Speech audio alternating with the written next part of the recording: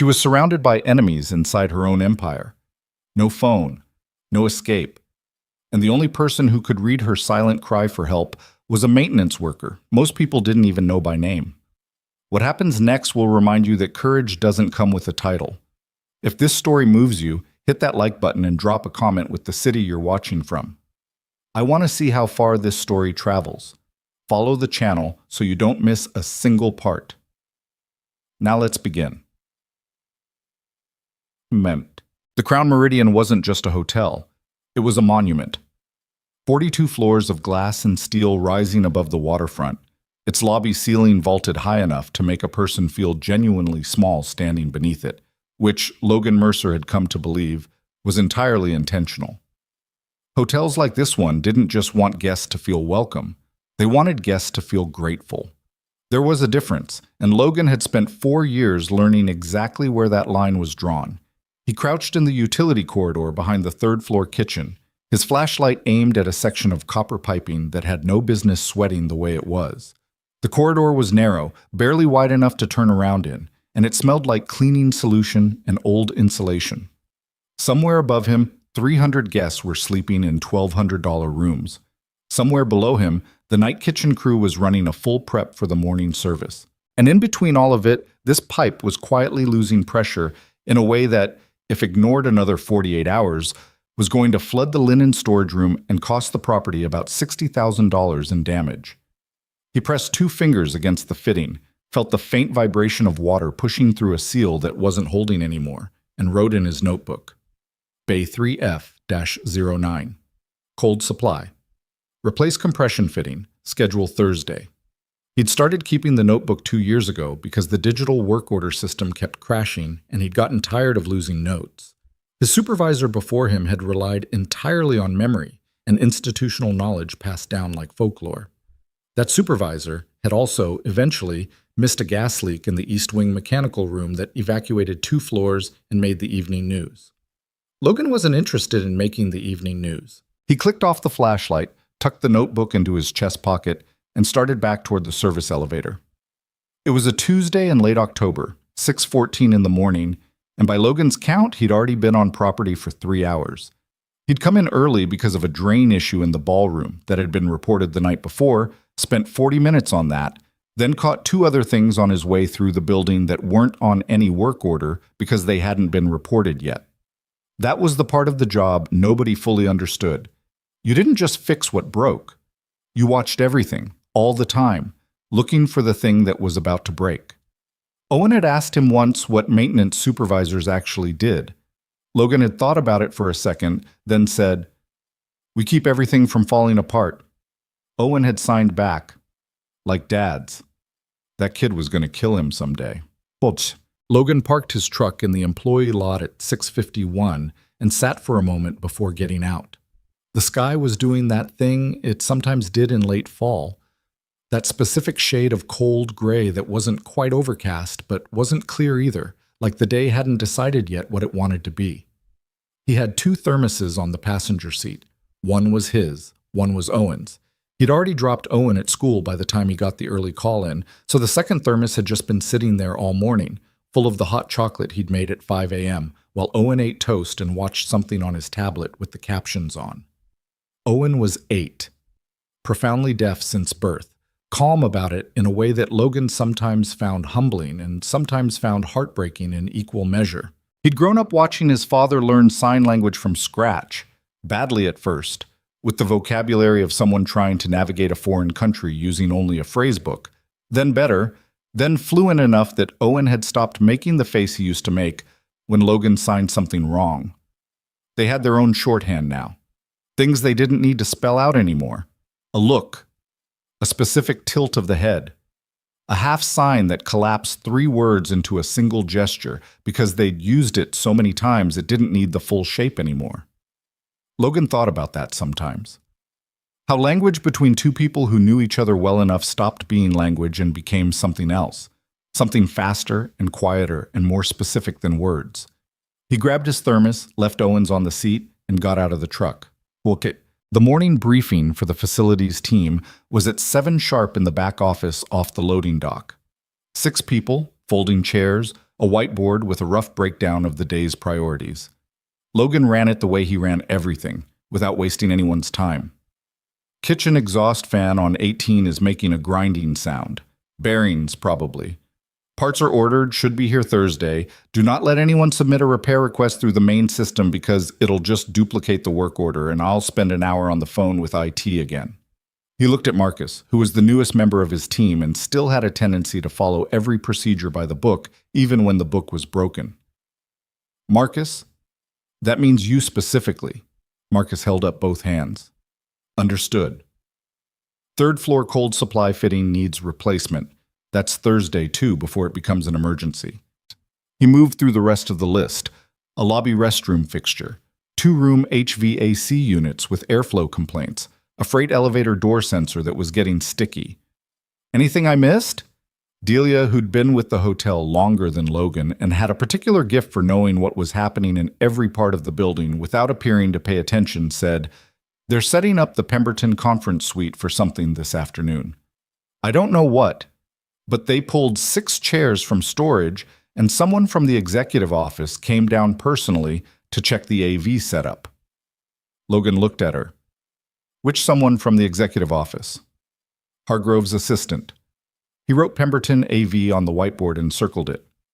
I'll check the system myself before noon. Anything else?" There wasn't. People dispersed, and Logan poured the last of his thermos into a paper cup and stood at the whiteboard a moment longer, looking at the day's list. It was a normal day's list. Maintenance. Repairs. The quiet, unglamorous work of keeping a 42-floor building functional for the people who never thought about what made it function. He crossed out kitchen drain ballroom, already done, and started toward the elevator. He first heard Isabella Vaughn's name in the context of the hotel about 3 months after he started working there. She was by then already something of a figure in the property. Not a daily presence, not someone who walked the floors, but a presence in the way that ownership is a presence, felt in the decisions and the standards and the particular intensity with which certain executives spoke when they mentioned her name. She owned the Crown Meridian the way a person owns something they built rather than inherited. The Vaughn Hospitality Group had started as a single mid-range property in a mid-sized city, and Isabella had spent the better part of a decade turning it into something that now had properties in 11 cities and a reputation that made certain competitors openly uncomfortable. Logan had read about her once in a magazine someone left in the facilities office, a profile piece that included a photograph of her standing in front of one of her properties in a way that looked genuinely unself-conscious, like she hadn't noticed the photographer, which he suspected meant she'd noticed the photographer and decided not to perform for them. He'd formed no particular opinion of her. In his experience, the people who owned places like this were either present in ways that made everything slightly worse or absent in ways that everyone preferred. He'd put Isabella in the absent category and hadn't thought much more about it. That changed on a Wednesday in late October when she walked through the Crown Meridian's lobby at 2:17 in the afternoon, and every executive on the property seemed to become approximately 30% more tense within 60 seconds of her arrival. Logan noticed this because he was standing near the concierge desk, reviewing a punch list with Delia, and the lobby energy shifted in a way that was physically palpable. Not panic. Something more specific than that. The particular tension of people who'd been caught slightly off guard by something they thought they had more time to prepare for. She was shorter than he'd expected from the photograph. She moved with the kind of confidence that wasn't performed. No extra stillness, no deliberate pace. Just a person who knew exactly where she was going and didn't need to signal that she knew. Her coat was wet at the shoulders, which meant she'd come in from the rain without stopping to deal with it. She was talking on her phone. She did not look at the lobby decor or the flower arrangements or any of the things hotels put in lobbies specifically to be looked at. She ended the call, put the phone in her coat pocket, and spoke directly to the man at her side. Richard Hargrove, the hotel's general manager, a man Logan found professionally adequate and personally difficult. "Where's the conference room?" "Pemberton Suite, 41st floor. I know where the Pemberton Suite is." She was already moving toward the elevator bank. "Who's already up there?" Hargrove listed names as they crossed the lobby. Logan watched them pass, noted the way the other executives fell into formation behind them like a small current being pulled toward a larger one, and went back to his punch list. He thought, Normal Tuesday. He didn't know yet how wrong he was. He was on the 41st floor at 3:45 because he'd gone to check the AV system in the Pemberton suite before the meeting and discovered, as he sometimes did, that someone had helpfully moved a cable to a position that made no functional sense and left it there. He fixed it, tested the display screen, checked the room temperature. The climate control on this floor ran about 2 degrees cool, which he'd been fighting with facilities management about for 8 months, and was packing up his tools when he heard voices in the corridor outside. Not the normal voices of a meeting. Something was wrong with the pitch of them. Too low, too deliberate. The particular register of people choosing their words very carefully. He stood still for a moment, listening. The voices moved past the door and down toward the conference room at the end of the corridor. He caught fragments, a name, a number, the word Friday twice, the second time with an emphasis that made it sound like a deadline rather than a calendar day. He opened the door quietly and stepped into the corridor with his tool bag, which gave him a reason to be there. The corridor was empty now except for a group of 4 men in suits who'd stopped about 30 feet away, near the entrance to the main conference room. Through the glass wall panel beside the door, Logan could see several people already seated inside. And at the far end of the corridor, near the window at the end of the hall, 2 people standing. One was Hargrove, the other was Isabella Vaughn. She was standing with her back to Logan, but something about her posture was wrong. Not the way a person stood when they were having an uncomfortable conversation. Something more rigid than that, more deliberate, like she was working to keep herself contained. Hargrove was speaking.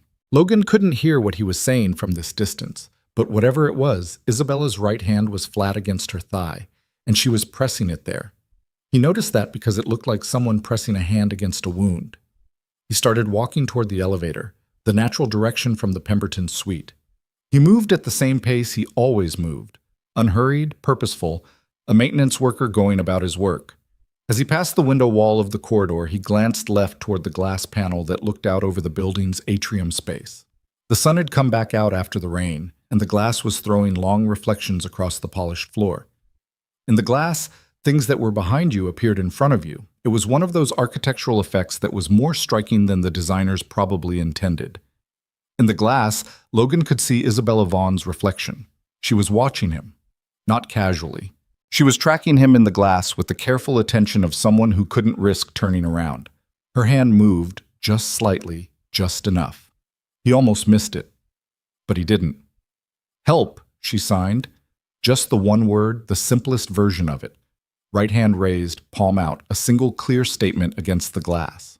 He kept walking. He did not stop, did not look directly at her, did not change his pace by a single half step. He reached the elevator and pressed the button. His heart was doing something loud and irregular in his chest. The elevator opened. He stepped in. He stood with his back to the door and let the numbers count down and thought, "Think. Be careful. Think." The thing about Owen's deafness that Logan had never found a way to explain to anyone who didn't already understand it was this. Learning sign language for your child isn't like learning a foreign language for travel. It's not a skill you acquire. It's a different way of paying attention. When you communicate primarily with your hands and face and body, you start reading hands and faces and bodies all the time without thinking about it. The way a person who speaks a language is always partially listening even when they're not trying to. Logan had been reading people's hands for 8 years. He knew the difference between someone who made unconscious gestures while they spoke and someone who was deliberately shaping words. He knew the difference between anxiety and fear. He had watched his son communicate around people who couldn't understand him, with teachers, with other kids, with strangers in stores. And he had learned, through Owen, how to say the most important thing in the least possible space when the window was narrow. What he'd seen in that glass wasn't ambiguous. Isabella Vaughn was a woman standing in a corridor of her own building with a senior executive she clearly didn't trust, surrounded by men she also didn't trust. And she had seen a man she didn't know and made a calculation in about 3 seconds that he was her best chance at communicating something she couldn't say out loud. She signed help because it was the most essential word, and she had about 3 seconds to use it. He didn't know yet what help meant in this situation, or what she was asking for, or what exactly was happening in that conference room. What he knew was, she'd asked, and he'd understood. and nobody else in the building had. He got out on the second floor and went to the facilities office and sat down. He thought for 7 minutes, which he knew because he watched the clock. Then he started making calls. Not police calls. Not yet. He didn't know enough, and he was aware that calling the police on the basis of a single sign seen in a corridor reflection was not going to produce the outcome the situation appeared to require. It would produce confusion, delay, and quite possibly a conversation where someone explained to him that he was a maintenance worker and should return to his duties. What he needed first was information. The Crown Meridian was, like most large hotels, a building that ran on 2 parallel systems. There was the visible system, the lobby, the guest floors, the restaurant, the conference spaces, all of it designed to present a particular face. And there was the invisible system, the maintenance corridors, the service elevators, the mechanical rooms, the spaces between walls where the cables and pipes and climate systems lived. Logan knew the invisible system better than he knew his own apartment. He'd been moving through it for 4 years. He started on the 38th floor. The Crown Meridian Security Operations Room was on 38, adjacent to the executive suite offices. A room that most people didn't know the location of and that Logan had legitimate access to because of an ongoing issue with the building's HVAC that routed through the mechanical cabinet on that floor. He'd been in and out of that corridor 6 times in the past month. The security staff knew his face. He knew their schedule. He didn't go into the security room. He went to the mechanical cabinet, unlocked it, and stood there with his tools while he listened to the conversation happening through the wall. 2 of the 3 security team members on duty that afternoon were talking about something that made Logan's neck go cold. "Doesn't leave the building tonight." Hargrove was clear. "What about the harbor access?" "Arranged. Tuesday morning, before the Harbor Authority office opens." A pause. "This is above my pay grade." "Everything's above your pay grade. That's why you don't ask questions." Logan made a note. He made a lot of notes over the next hour and a half, working his way through corridors and mechanical rooms with the methodical patience of a man who understood that the building would tell him what he needed to know if he moved through it correctly. The picture that assembled itself was not a comfortable one. He found the first piece in the security room corridor. 2 of the 3 on-duty security staff were not responding to Vaughn Hospitality Group protocols. They were responding to something else. Someone else. He found the second piece in the executive floor service corridor, where he overheard a conversation through a ventilation return that confirmed Richard Hargrove was at the center of it. Hargrove and at least 2 board members whose names Logan knew only because they appeared on the organizational chart he'd once seen on a bulletin board in the administrative office. Eastbrook. Pellman. He found the third piece in the IT equipment room on 39, where the maintenance log showed someone had installed a signal relay on the building's internal communications network 3 weeks ago. Installed by a contractor Logan had never heard of, authorized by a signature that looked like it had been authorized by nobody in particular. Someone had been preparing this for months. The emergency board meeting Isabella had been called in for wasn't an emergency. It was a setup. Whatever documents they were pressing her to sign, whatever transfer of authority they'd engineered, it was the culmination of something that had been built slowly and carefully by people who knew the company well enough to know exactly where its pressure points were. And the security team was with them, which meant that calling for help through normal channels was not safe. Logan went back to the facilities office, sat down, and looked at his notes.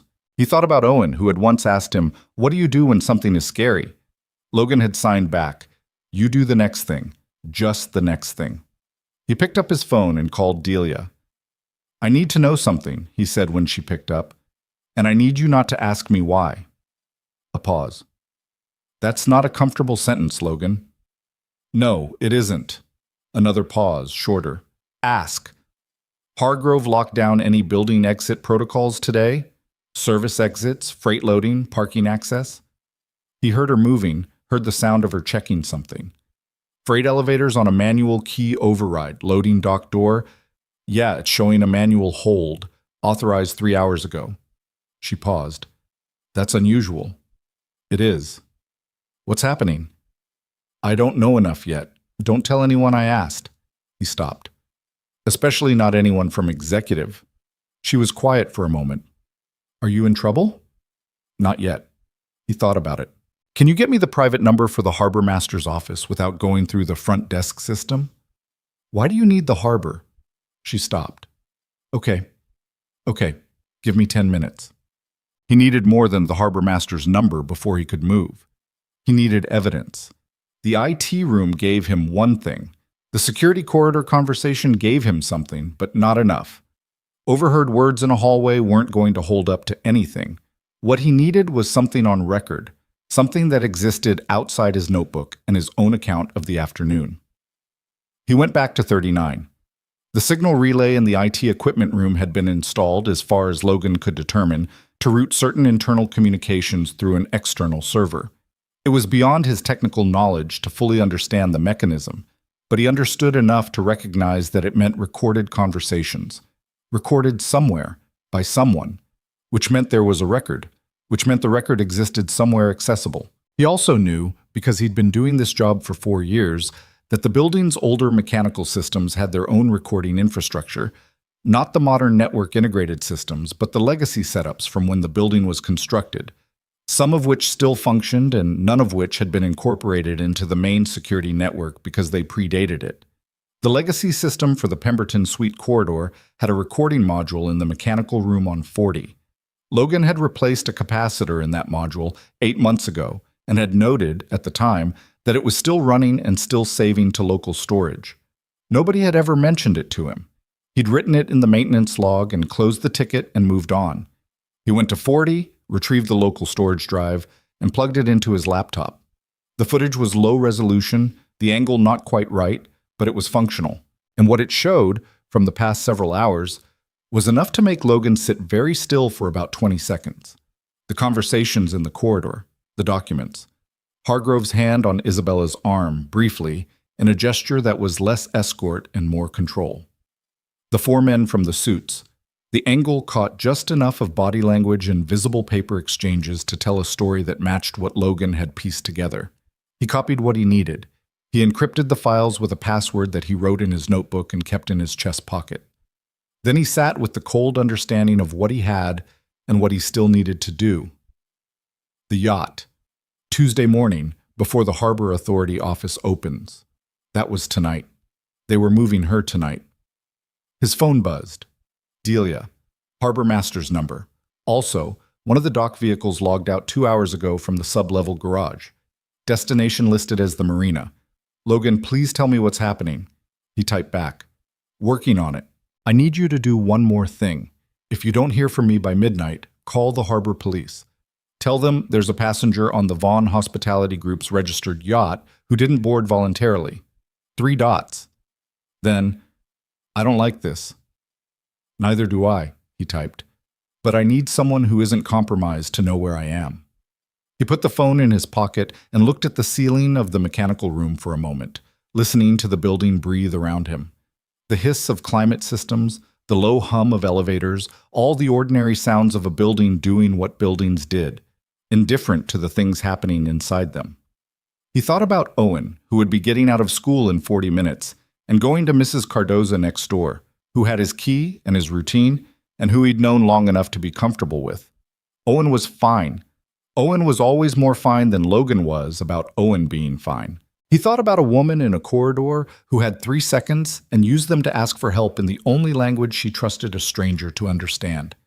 He stood up. The marina was 11 minutes from the hotel by car.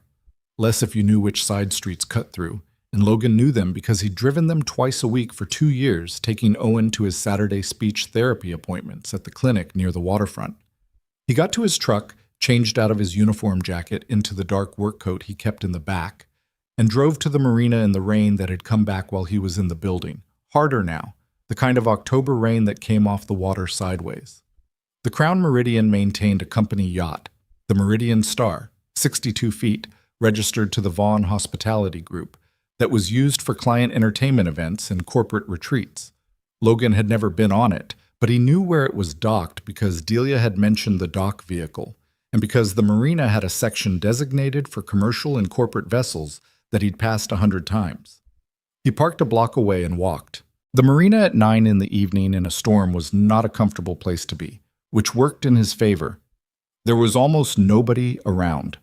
The dock lights threw pale rings on the water, and the yacht hulls moved and knocked against the dock in the swell, and the rain was loud enough to cover sound. He found the Meridian Star at the end of the third dock. The lights were on below deck. Getting aboard wasn't as complicated as it probably should have been, which Logan attributed to the fact that the people inside it hadn't anticipated that anyone would try. They believed, reasonably, that the building had been controlled and the exit sealed and the situation managed. They weren't wrong about the building. They just missed one maintenance worker who moved through the parts of the building nobody watched. He went over the stern rail while the boat was pitching in the swell, stayed low on the deck, and found the utility access panel for the yacht's communication systems at the port side of the aft deck. A service panel he could identify because service panels on boats looked the same way they looked everywhere, utilitarian and slightly industrial in a way that didn't match the rest of the design. He knew the communication system, not this specific one, but the manufacturer. It was the same brand as the backup system in the hotel's third-floor conference center, which he'd worked on twice. The broadcast routing was different on the Marine unit, but the principle was the same. He needed 15 minutes. He had his encrypted files. He had the external drive. He heard voices through the hull below him and did not let himself think about what was happening to Isabella in the time it took him to work. He got the panel open, connected his drive, worked through the routing sequence by memory and by guesswork, and by the third attempt at a sequence that should have worked on the second attempt. The rain was soaking through his coat. His hands were shaking, but not badly. The system came online. He had one shot at this. The broadcast function on the Marine unit would transmit on the emergency maritime frequency, plus any secondary frequencies the system had been pre-configured to reach. This yacht system, he discovered, had been configured to reach the company's internal media server, probably for entertainment or presentation purposes, which meant it also reached anything the company's media server was connected to. He had the encrypted files. He had the recording. He started the broadcast. What? He didn't know it was going to go the way it went. He'd expected to buy enough time for the police to respond to Delia's call. What he hadn't anticipated was that the Vaughn Hospitality Group's internal media server was connected to several external media monitoring services as part of their corporate communications setup, and that the emergency broadcast frequency would ping 2 news station monitoring systems within 40 seconds of his transmission beginning. He also hadn't anticipated the main cabin door opening behind him while he was still bent over the access panel. He turned around. The man standing on the deck was not Hargrove. He was older than Hargrove, somewhere in his late 60s, wearing a coat that said he'd dressed for a yacht meeting rather than a storm, and he looked at Logan with an expression that wasn't quite surprise and wasn't quite anger. It was something more specific than both. The expression of a man who has been winning for a very long time, looking at the first thing that has inconvenienced him. "Who are you?" the man said. "Maintenance," Logan said, which was true. Later he would learn the man's name, Victor Crane, Isabella's maternal uncle, the man who had helped her build the company in its early years, who had sat in the advisory role she'd offered him because she trusted him more than anyone, who had spent the last 2 years quietly positioning her employees and her board against her because he'd decided at some point that the empire he'd helped build should have been his to control. Victor Crane looked at the access panel, looked at Logan's hands, looked at the transmission status light that was blinking green. "Stop it," he said. "It's already running," Logan said. Crane nodded once, in a way that meant, "I see," and then 2 men came out of the cabin behind him. The next 4 minutes were not clean or controlled. Logan had not been in a fight since he was 23, which was 9 years ago. And that one had lasted approximately 45 seconds in a bar parking lot and left him with a split lip and a bruised rib and a comprehensive lesson in his own physical limitations. He was not a large man. He was not particularly strong in any extraordinary way. He was, however, a man who worked physically for a living, who spent his days climbing into tight spaces and lifting equipment and troubleshooting problems with his hands, and who was fighting for something that mattered to him in a way that made him willing to absorb a considerable amount of pain in exchange for maintaining contact with the access panel. They pulled him away from it. He got back. They got him farther away. The deck was wet and the boat was pitching, and at some point the railing was very close to the water, and that was when the cabin door opened a second time and Isabella Vaughn came up the steps and saw what was happening. She was not what Logan had expected, though he would have been hard-pressed to say what he had expected. She had a fire extinguisher. She used it on the larger of the two men holding Logan with a directness that suggested she had been waiting for exactly this opportunity, and had been thinking, while waiting, about how to maximize it. The man went sideways. The other one turned. Logan hit him with an elbow in the way that makes a person reconsider their priorities, which this person did, letting go long enough for Logan to get back to the access panel. The transmission light was still green. Victor Crane looked at his niece across the wet deck in the rain. "Isabella," he said in a voice that was genuinely tired. "This doesn't have to—" "Stop talking," she said. Her voice was steady in the way that a person's voice was steady when they were past the part where they were scared and into the part where they were angry. "Just stop." The transmission ran for 6 more minutes before the harbor police boat appeared around the breakwater. Logan sat on the dock afterward with a cut above his eye and a pain in his left side that he would discover the next morning was a cracked rib, watching the harbor police board the yacht and listening to the rain, which had slowed to a more reasonable intensity. Isabella sat down next to him. Neither of them said anything for a moment. The dock was lit by the police boat's working lights, and the water was still rough, and somewhere down the dock someone was talking into a radio. "How did you know?" she asked. "The sign. How did you know what I was saying?" He looked at her. "My son is deaf. I've been speaking with my hands for 8 years. She absorbed that. "How old is he?" 8. She nodded slowly. "He must be remarkable." "He is." Logan paused. "He'd probably tell you this whole situation was unnecessary, and I should have just called the police immediately." "What would you say to that?" "He'd be mostly right." He shifted, winced. "Mostly." She looked at him, really looked at him, in the way that people didn't look at him very often in this building. "You didn't have to do this." "You signed," he said simply. "That's not something you ignore." Down the dock, someone was leading Victor Crane in handcuffs. Isabella watched him, and her expression was not the expression Logan would have predicted. Not satisfaction, not relief, not even the particular cold clarity of someone who has been vindicated. It was something quieter and more exhausted. The look of someone who had trusted a person completely and found out what that had actually cost. "He helped me build it," she said, almost to herself. "Every time I doubted, he was there. I thought—" She stopped. Logan didn't say anything. There wasn't anything useful to say. After a moment, she said, "What's your name?" "Logan Mercer, Facilities." She nodded. "Logan Mercer, Facilities." She said it like she was committing it to memory, which he would later understand she was. "I'm going to remember that."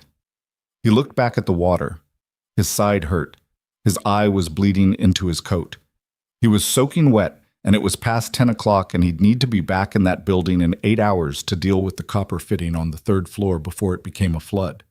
And somewhere on the other side of the city, Owen was asleep at Mrs. Cardoza's with no idea what his father had been doing tonight, which was exactly how Logan wanted it. He fished his phone out of his coat pocket, texted Delia, "Call off the harbor. Police are already here. 3 dots. Then, "I already know. It's on the news." He looked up at the sky, which was doing that thing where the rain had stopped, but the clouds were still moving fast, and somewhere behind them there was a half moon trying to get through. He thought, Okay then. He sat on the dock for another few minutes before anyone asked him to move, and he let the cold air come off the water. And he didn't think about anything in particular. That was enough. The cracked rib made itself known at 5:47 in the morning, which was when Logan rolled over in bed and his body informed him, with considerable clarity, that the previous night had not been without consequence. He lay still for a moment, breathing carefully, cataloging the damage the way he cataloged building problems, methodically, without drama, in order of priority. The rib was the main issue.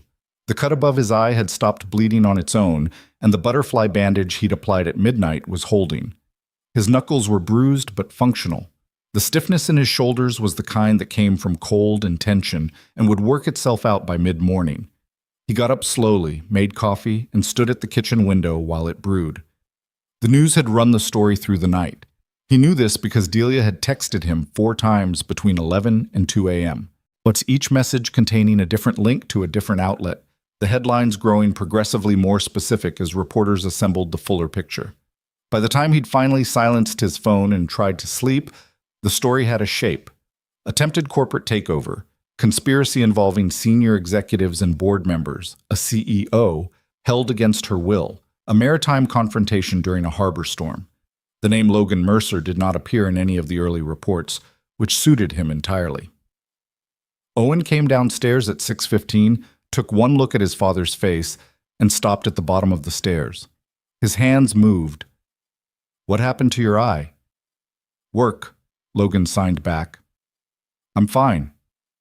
Owen gave him the specific look he'd been giving Logan since he was about 5, the one that communicated with considerable efficiency that he was not fooled and was choosing not to push the matter at this particular moment. He went to the refrigerator, got out the orange juice, poured 2 glasses, and set one in front of Logan without being asked. They ate breakfast together without discussing it further. That was one of the things Logan had come to understand about raising a kid who communicated differently from most of the world. Silence wasn't the same thing as absence. Owen was thinking about his father's eye and his father's stiff movements and whatever had happened at work. He just didn't need to fill the air with it. He'd ask when he was ready. He was 8, and he was already better at that than most adults Logan knew.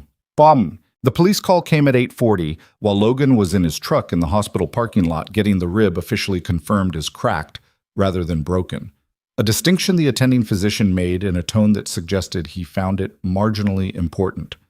Logan was told to take it easy, wrap it, avoid strenuous lifting for 6 weeks, and given a look that communicated the physician's skepticism about whether any of that advice would be followed. The detective's name was Carver. She was professional and direct, and took his account in a straightforward manner that Logan appreciated, asking him to go through the afternoon in order and interrupting only for clarification. She had a small notebook, actual paper, which made Logan like her slightly.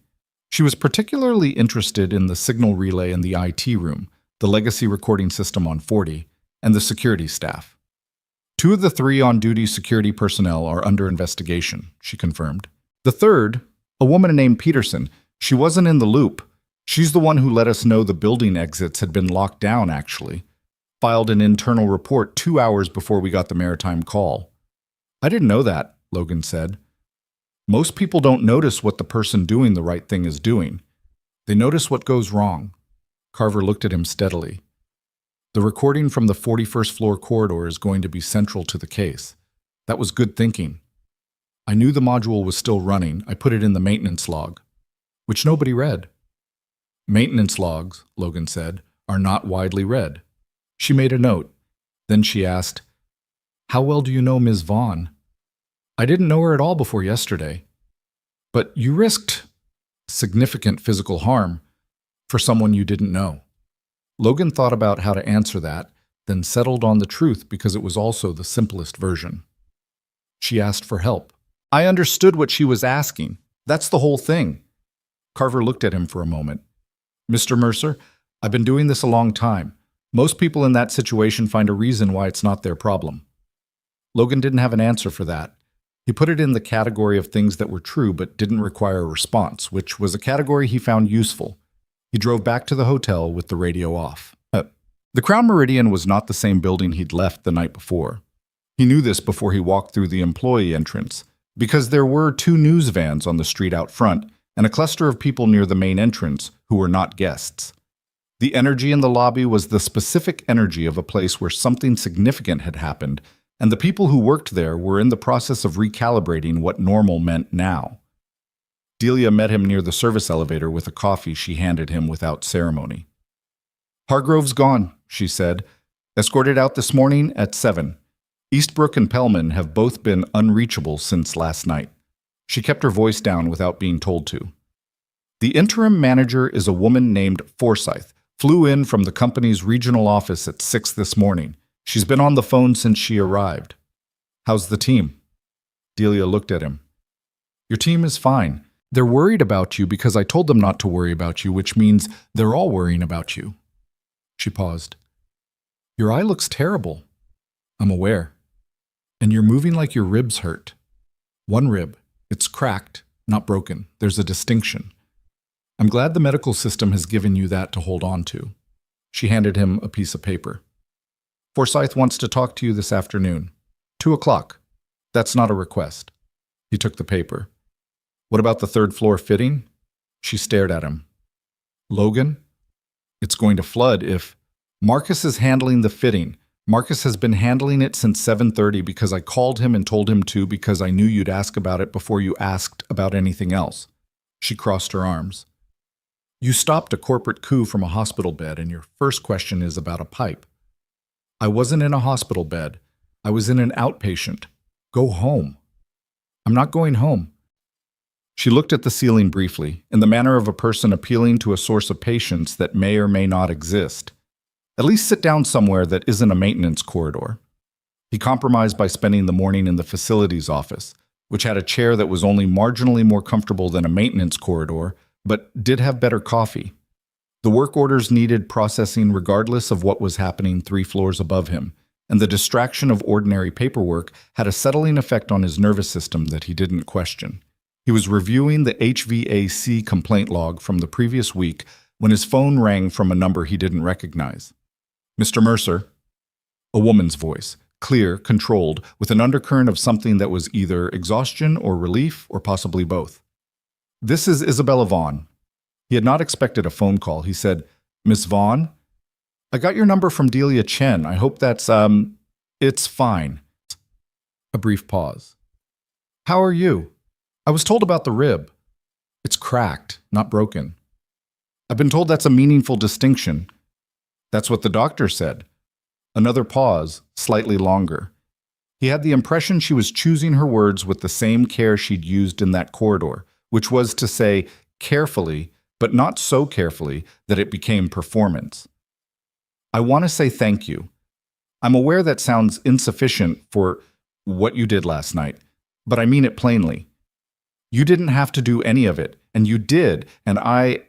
She stopped. Thank you. You're welcome, he said, because it was true, and because the alternative was some version of it was nothing that would have been a lie, and they would both have known it. She said, I'd like to meet with you, not for... This isn't about the company or the investigation. I just want to meet the person I'm thanking in person rather than through a phone screen. I'm here until 5. I know, Delia told me that too. Something in her voice shifted, a degree less formal. She seems very protective of you. She's protective of the building, he said. I'm part of the building. He heard something that might have been a quiet laugh before she caught it. 2:00 is taken. Is 3:30 possible? 3:30 works. She hung up. Logan looked at his phone for a moment, then set it down and went back to the HVAC log, which was more complicated and in some ways more manageable than what had just been scheduled for later in the afternoon. The meeting with Forsyth at 2:00 was efficient. Forsyth was a compact, direct woman in her 50s who had the energy of someone who had been parachuted into complex situations before and had developed a working relationship with chaos that was neither comfortable nor unfamiliar. She had reviewed the maintenance logs.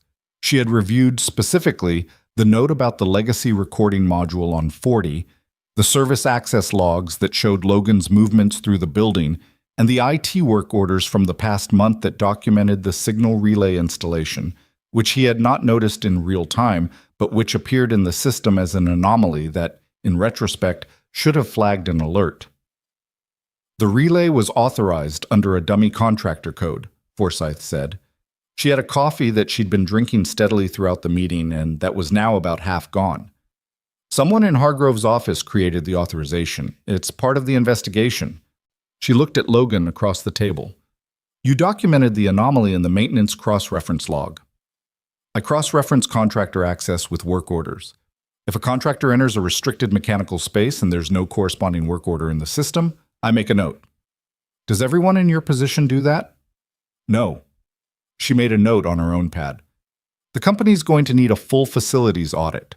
The security systems, the access logs, the communication infrastructure, all of it needs to be reviewed by someone who knows the building in a way that the outside consultants won't. She looked at him steadily. That's you, Mr. Mercer. I know the building. I'm aware. She closed the folder. You'll be compensated additionally for the audit work. I want a preliminary assessment of compromised systems within 2 weeks. He nodded. She looked at him for a moment more. The slight hesitation of someone who had one more thing and wasn't sure of the register to use for it. What you did last night, the harbor. She paused. The company owes you more than an audit assignment and a pay adjustment. I didn't do it for the company. She held his gaze. No, I know you didn't. She stood, which meant the meeting was done. 2 weeks, Mr. Mercer, and go home after 3:30. That's a directive, not a suggestion. Isabella Vaughn arrived at 3:28. Logan was in the facilities office when Delia knocked and opened the door, and the look Delia gave him was a look he catalogued for future reference, the specific expression of a person who feels that circumstances have arranged themselves in an interesting way and is choosing not to comment on it directly. Isabella looked different than she had the previous night, still put together, still carrying the particular quality of presence that Logan had noticed in the lobby, but with a tiredness underneath it now that wasn't hidden, just not concealed. She'd been up as long as he had, probably more. She was dealing with things he couldn't fully imagine. Lawyers, board members, media, the entire unwinding of a conspiracy that had been living inside her company for months. She looked at his eye first. Then she looked at the facilities office, which was a small room with fluorescent lighting and a wall of metal shelving and a whiteboard with work orders and a coffee machine that had seen better decades. "This is your office," she said. "Yes." "How long have you been in here?" 4 years. He gestured at the chair across from his desk, which he'd cleared of the binders that normally lived on it. "Sit down." She sat. He sat. For a moment, neither of them said anything, which was less awkward than it probably should have been. "You look exhausted," he said, because it was true and because saying something accurate felt more respectful than pretending he hadn't noticed. "I've had about 3 hours of sleep." She pulled her coat closed slightly, a self-contained gesture. "I keep going over it. Months. This was planned for months while I was running the company, making decisions, trusting people." She stopped. "Victor sat in board meetings and advised me and I asked for his opinion, and he was already—" She didn't finish the sentence. She didn't need to. Logan said, "You couldn't have known." "I should have seen something." "Maybe. But that's a different conversation from what actually happened." He paused, picking the words carefully. "You signed for help because you saw a window and you had about 3 seconds to use it. That's not someone who wasn't paying attention. That's someone who was paying attention to everything." She looked at him. "You learned sign language for your son. He needed a way to talk to me. That was more important than my not knowing how." "How old was he when I started?" "He was born deaf. I started learning when he was about 3 weeks old." He thought about that period, which was not his proudest time. The fear and the steep curve and the night he'd dropped a signing dictionary in the hospital parking lot and stood there in the dark for a full minute just collecting himself. "I was bad at it for a long time." "How long?" "A year before I could hold a basic conversation. 2 before it stopped feeling like translation." He paused. "Now it's just how we talk." She was quiet for a moment. There was something in her expression that was working through something, and he let it work. "What's his name?" she asked. "Owen." She nodded. Is he okay? Does he know what happened?" "He knows I hurt my eye at work." He gave me a look that said he didn't entirely believe the explanation and then poured me orange juice. Logan paused. "He'll ask the real question when he's ready. He usually does." Yes, something shifted in her expression. A softening that wasn't weakness, just a momentary lowering of the particular guard that people in her position maintained so continuously they probably stopped noticing it was there. "He sounds like he's doing all right." "He's doing better than all right most of the time. He has hard days." Logan considered. "We both have hard days." "His mother?" He answered the question without flinching from it, the way he'd learned to over the years. "She left when he was 2. It wasn't a dramatic thing. She wasn't ready for what the life was. I don't hold it against her the way I used to." He paused. "Owen doesn't remember her."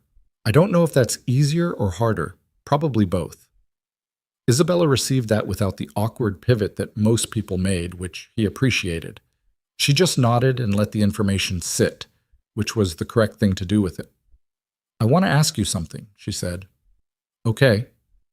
Last night, on the dock, you sat there with a cracked rib in the rain and you looked like you were, she searched for the word, resting.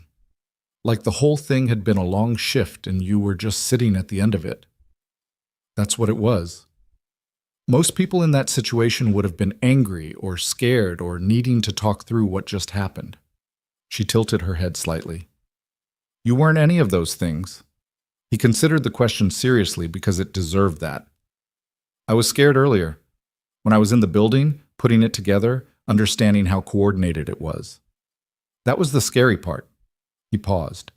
Once I was on the boat, there wasn't time to be scared. There was just the access panel and the transmission and the thing that needed doing. He shrugged, which pulled at the rib, which he regretted.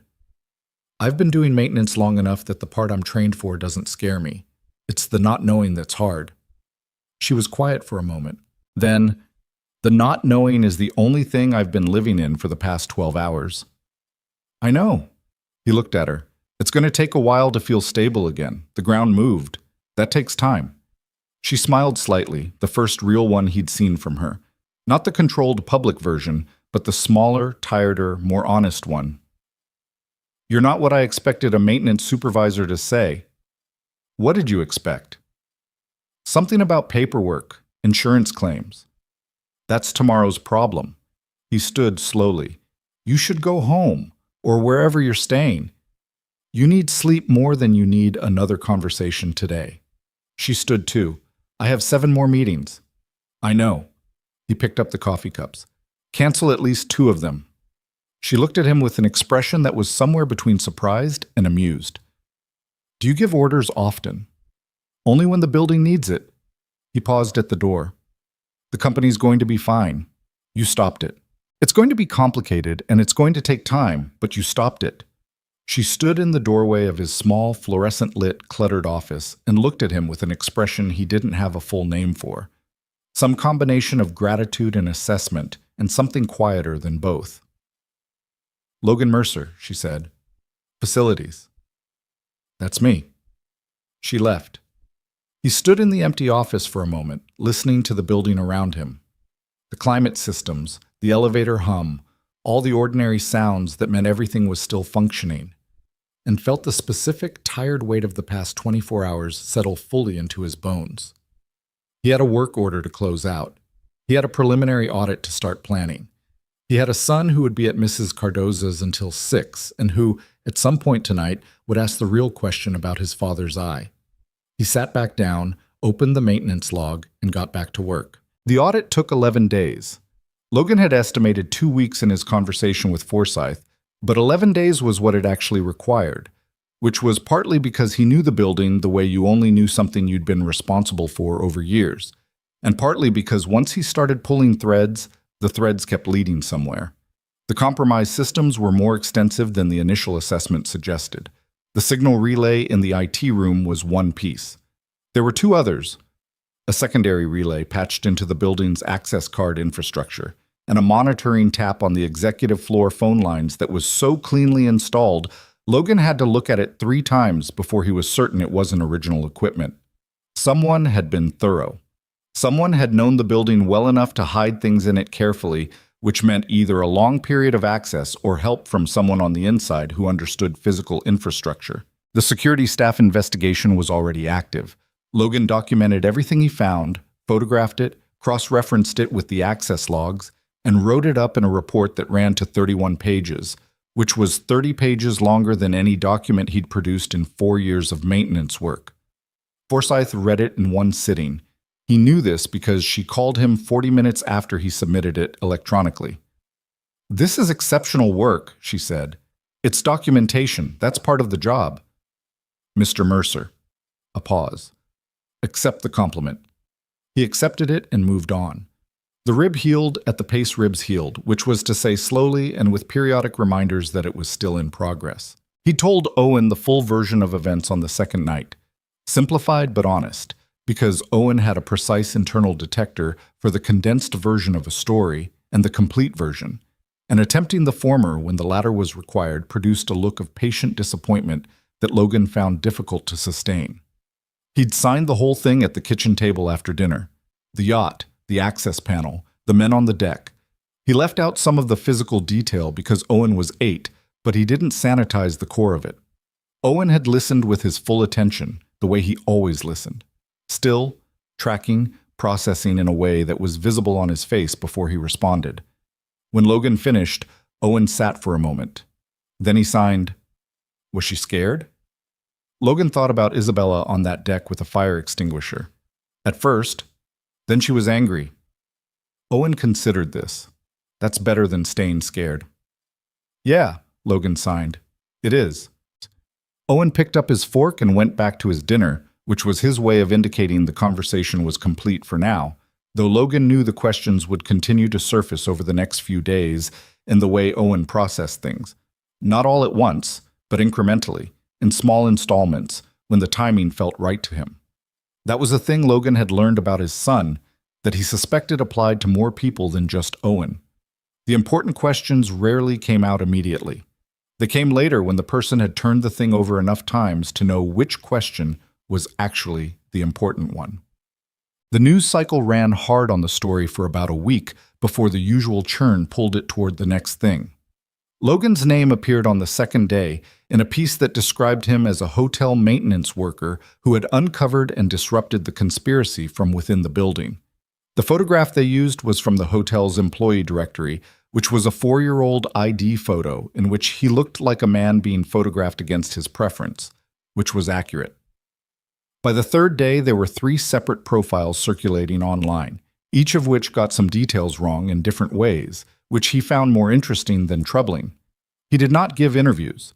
A communications person from Vaughn Hospitality Group's media office called him twice to offer media coordination support, and he politely declined both times, which he gathered was not the expected response. The expected response apparently was to leverage the moment. Multiple people. A former colleague, his brother who called from out of state, 2 strangers who found his work email somehow, suggested variations of this, that he should capitalize on the visibility, that this was an opportunity. He understood what they meant. He just didn't experience it the way they seemed to assume he would.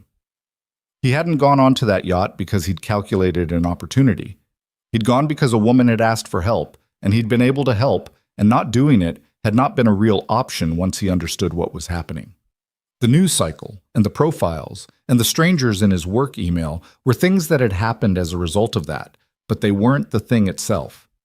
He said as much to Owen when Owen asked why his dad wasn't on television. "Because there's nothing to say that isn't already said," Logan signed. "I did what needed doing. That's it." Owen thought about it. "People want to hear about it, though, I know. Is that bad?" Logan thought about that seriously, because it deserved serious thought.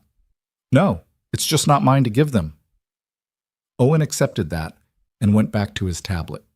Fine.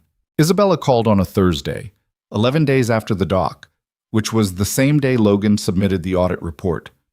"I read it," she said. "The audit. Forsyth forwarded it this morning."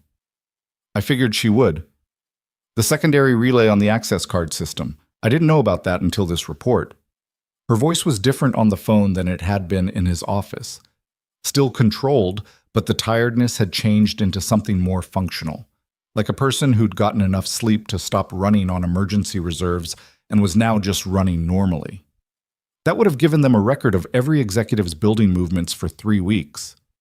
At minimum, probably longer. The install date on the hardware puts it at 6 weeks before the board meeting. Logan had been thinking about this. They were watching who met with whom, building the picture. To know which executives were still genuinely loyal to me, she paused. Victor always said information was the real currency. I thought he meant market information. She said it flatly, without inflection, in the manner of a person who had processed the bitterness down to something cooler and harder and more permanent. Logan didn't comment on Victor Crane. That was not his territory. "The report is going to be part of the criminal case," Isabella said.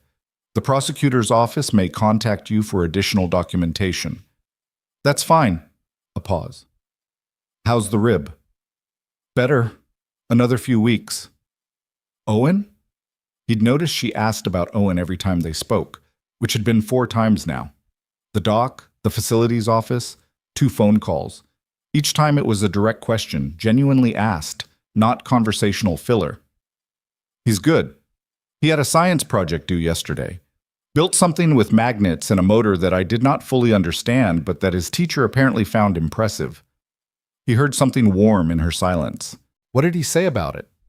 He said the teacher didn't understand it either, but was too polite to ask him to explain it twice. A short, real laugh, not the compressed version from the first phone call. Something fuller. He sounds like a handful. He's the opposite of a handful. That's almost the harder thing. Logan looked at the ceiling. He's very easy to be around. He just makes you want to be better at things. She was quiet for a moment, and when she spoke again, her voice had a quality he'd come to recognize over the past week and a half. That specific shift when she moved from business register to something more unguarded. It happened in increments. He noticed it the way he noticed building things. Not because he was looking for it, but because noticing things was how he was wired. I want to come back to the hotel, she said. Not for... I'll be there for business reasons, obviously. I'm meeting with Forsyth and the new interim board structure on Monday, but I wanted to tell you in advance rather than just appearing. You own the building. You don't need to tell me in advance. I know I don't need to. A beat. I wanted to. He thought about how to answer that and settled on, Monday's fine. I'll probably stop by the facilities office. If that's... The door's open. After she hung up, Logan sat in the quiet of the facilities office for a minute, listening to the building. The vent on the north side of the room had developed a faint whistle over the past week that he'd been meaning to adjust. He got up, went to the vent, made the adjustment with a screwdriver from his chest pocket, and listened to the whistle stop.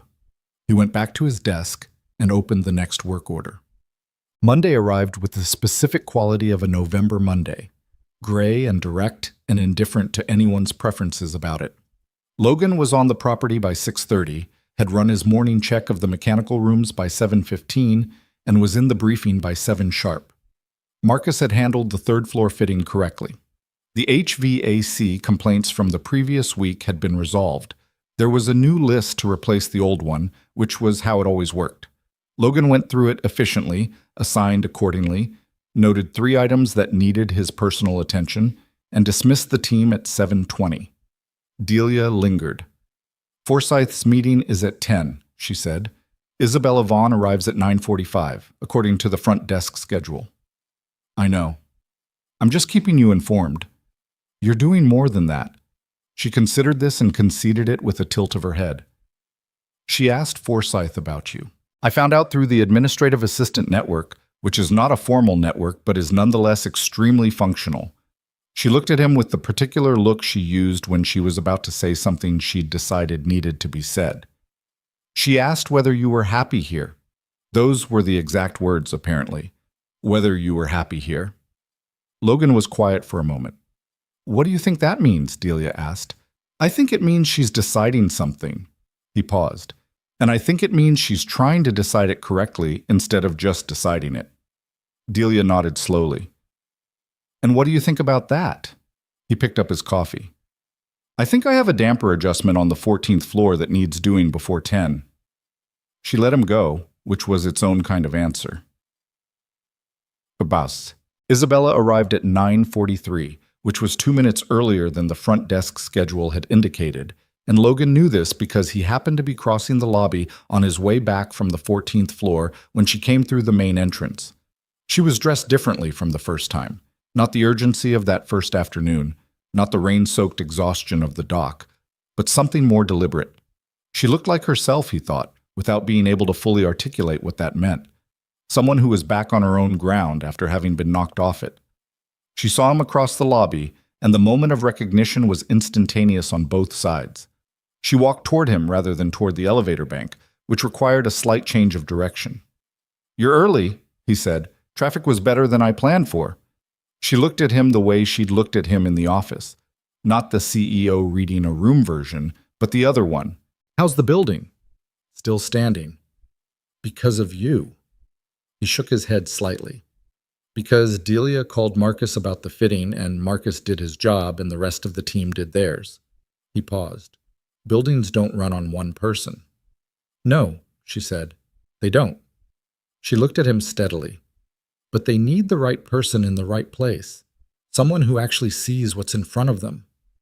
He didn't answer that directly. Instead, Forsyth's ready for you. She's been here since 8. Isabella smiled, the honest, smaller one that he'd seen for the first time in his office. You're redirecting me. I'm pointing you at your 10 o'clock. Is that what you're doing? That's what I'm doing. She looked at him for a moment longer, and there was something in her expression that wasn't quite amusement and wasn't quite frustration, and was possibly just the experience of being in the company of someone who responded to things in ways she hadn't fully mapped yet. I'll find you after, she said. Not a question. I'll be somewhere in the building, he said. I usually am. She went toward the elevator. He went toward the service corridor. The lobby returned to its normal state, guests moving through it in the ordinary way, the building doing what it did. She found him at 12:15 in the third-floor mechanical room, which was where he was when she texted, an actual text this time, which meant she'd put his number in her phone, which she'd gotten from the facility's office contact list. Where are you? He texted back the floor and room number. 5 minutes later, she knocked on the mechanical room door, which was not a door that got knocked on frequently. He opened it.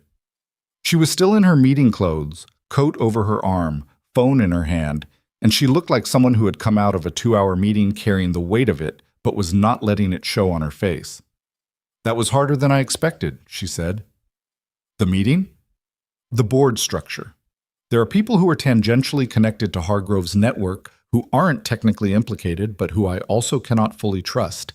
And I have to work around that without appearing to work around it while simultaneously rebuilding the executive layer above them. She leaned against the door frame. It's like trying to replace the foundation of a building while the building is still operating. Logan thought about this. You don't replace the foundation while it's running. You identify which sections are compromised. You shore up the adjacent load-bearing elements, and you do the replacement in stages so nothing collapses. She looked at him. That's actually useful. It's how structural repair works. It's also how this works. She straightened. Can I show you something? He followed her to the elevator, then up to the 41st floor. Not the Pemberton suite, but the executive office area, which he'd been in numerous times but which felt different now with the building's recent history sitting over it. She took him to the large window at the end of the corridor, the same one where she'd been standing with Hargrove 3 weeks ago. From this height, the harbor was visible in the distance. The marina where the Meridian Star was docked, currently impounded as part of the investigation, was visible if you knew where to look. I stood at this window a lot in the early days, she said. When I was first building the company, I used to think if I could get high enough to see all of it, I could manage all of it. She paused. Victor taught me that. He said vision was the thing that separated leaders from managers. Logan waited. He also taught me that loyalty was everything, she continued, that the people around you defined what you could build. She looked at the harbor. He wasn't wrong about any of it, as a principle. He was just applying it to himself the whole time. The thing he taught you still holds, Logan said. The loyalty thing. It just turned out to include people he hadn't counted on. She turned to look at him. Delia, Peterson, the security officer who filed the report, the team that kept the building running while all of this was happening. He paused. Those are the loyal ones. They were just in the parts of the building nobody was watching. She was quiet for a long moment. The harbor was gray and ordinary in the November light. I've been thinking about something, she said. A foundation. For children with hearing disabilities. I've been thinking about it since the doc, actually. Since you told me about Owen. She turned to face him fully. The company has the resources for it. We've been looking at community investment structures for 2 years and never landed on the right thing. A pause. I think this is the right thing.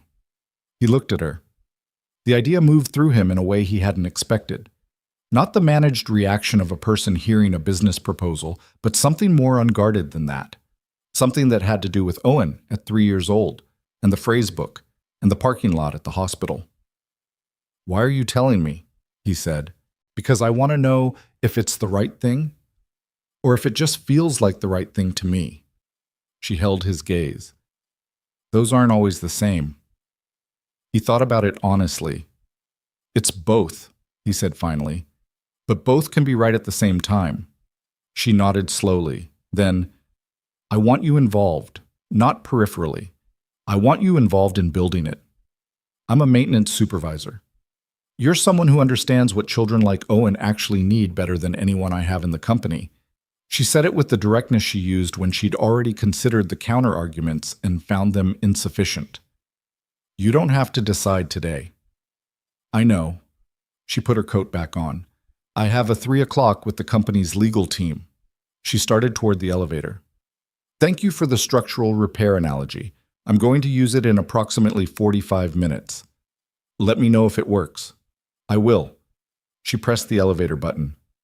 "Logan." He looked at her. "The thing you said. On the dock. You said you went because she asked and you understood, and that was the whole thing." She paused. "I've been thinking about that for 3 weeks, about how few people in my life have ever operated that simply." The elevator opened. "It's not simple," he said. "It's just what matters." She looked at him for a moment. Then she stepped into the elevator and the doors closed. He stood in the corridor for a moment, looking at the harbor through the window. The light was doing that thing it did in November, flat and clear and without pretense.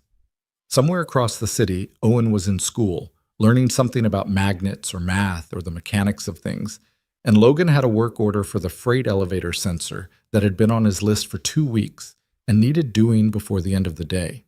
He went to do it.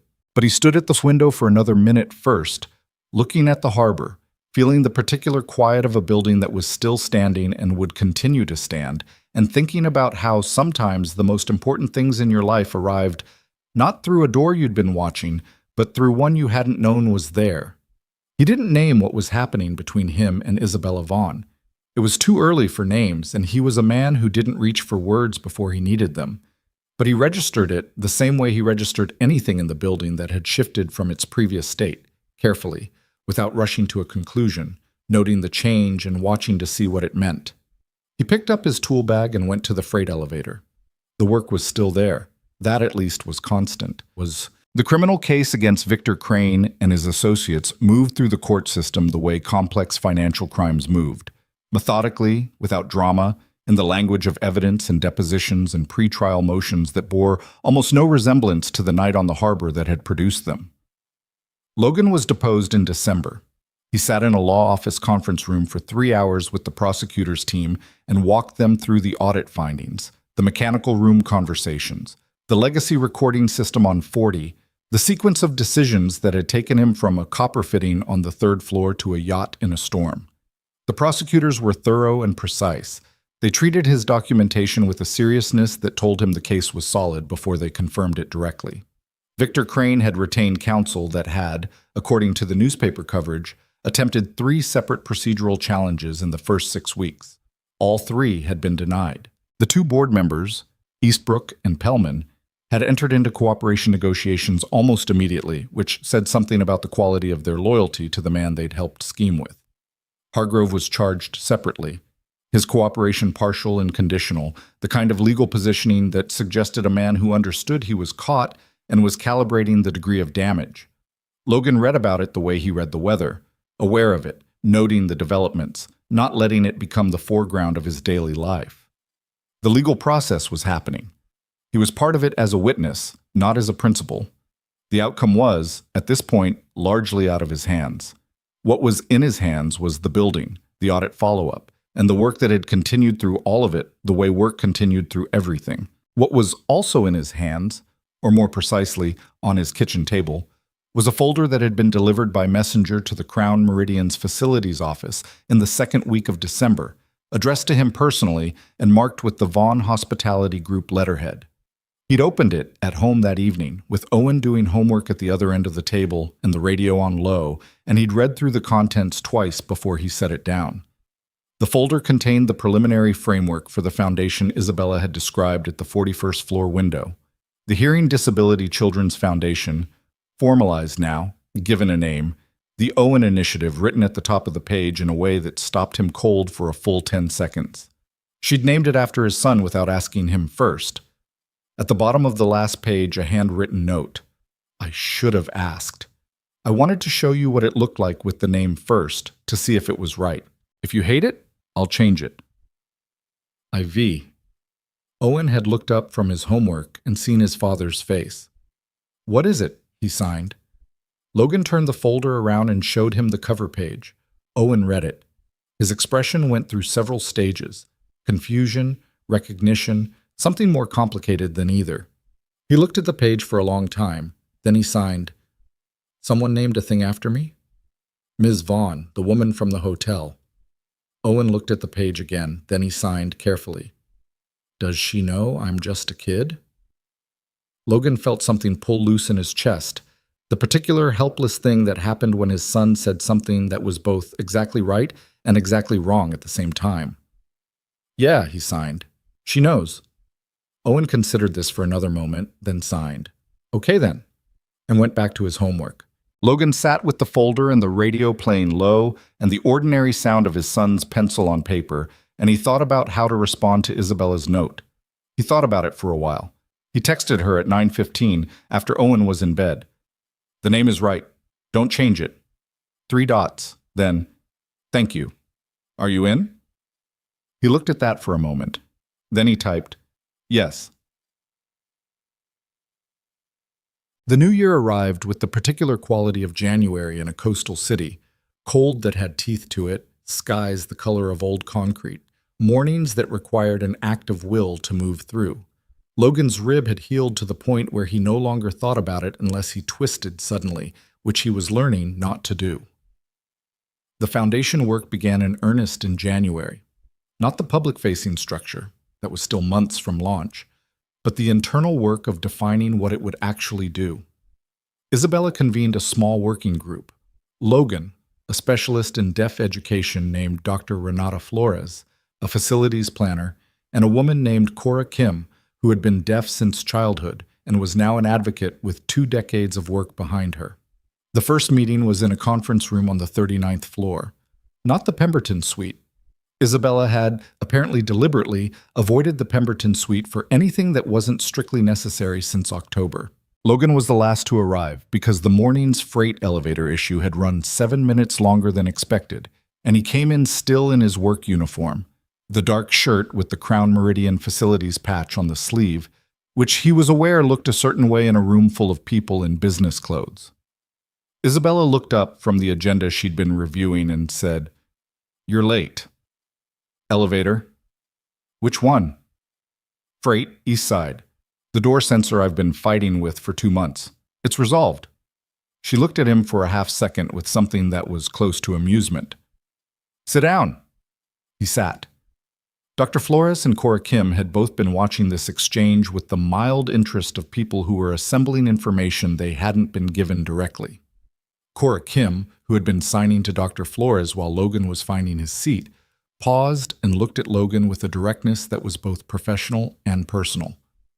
"You're the father," she said. "Yes." "Owen." She said the name with the deliberateness of someone who knew it wasn't just a name in this context. Isabella told me, "I've worked with a lot of parents of deaf children, the ones who put in the work early, the language acquisition, the fluency. It makes a measurable difference by the time the kids are Owen's age." She paused. "Not enough parents put in the work." "It wasn't a sacrifice," Logan said. "It was just how we talked." Cora Kim looked at him steadily. "I know, that's what I mean." They spent 3 hours on the foundation's initial structure. The primary focus? Early intervention learning centers for deaf and hard-of-hearing children in lower-income communities, specifically targeting the age range from 0 to 5, when language acquisition was most critical and when families without resources were most likely to fall through the gaps of existing support systems. Logan knew almost nothing about nonprofit structure or program design. He knew, in specific and granular detail, what it had actually been like to be a single father navigating the early years with a deaf child, which systems had worked, which had failed, what had been available, what hadn't, the 3-month wait list for the speech therapy clinic, the sign language classes he'd found through a flyer on a community center bulletin board, the school that had an interpreter and the school before it that hadn't. He said all of this plainly, without organizing it into a presentation, and watched the room register it. Isabella was taking notes on a legal pad by hand, which he'd noticed she did in certain meetings. Not the ones where she was performing authority, but the ones where she was actually learning something. By the time they broke for lunch, the program outline looked substantively different from the version Isabella had presented at the start of the meeting. More concrete, more specific, the kind of different that happened when you moved from designing something in theory to designing it around what was actually true. Cora Kim caught Logan in the hallway during the break and said, "You should be doing this work full-time." "I'm a maintenance supervisor." "I know what you are," she said. "I'm telling you what you could be." He thought about that during the elevator ride back down to the facilities office, where he had 40 minutes before the afternoon session. The working relationship between Logan and Isabella over the following 2 months was a thing neither of them named, because naming it would have required a conversation neither of them was quite ready for. And they were both, in different ways, people who preferred to understand something before they spoke about it. What it looked like from the outside, from Delia's vantage point, or Forsyth's, or Cora Kim's, was a working partnership that ran on a frequency slightly different from normal professional relationships. The shorthand that developed faster than it should have, the way they disagreed, which was directly and without the performance of diplomacy, and the way those disagreements usually produce something better than either starting position. The way Isabella asked Logan questions about Owen, not because it was polite, but because she was genuinely interested in the answers, and the way Logan had stopped editing the answers. There was a Wednesday in late February that Logan would return to later, as the moment when the thing between them shifted from something unspoken to something that both of them knew had to eventually be spoken.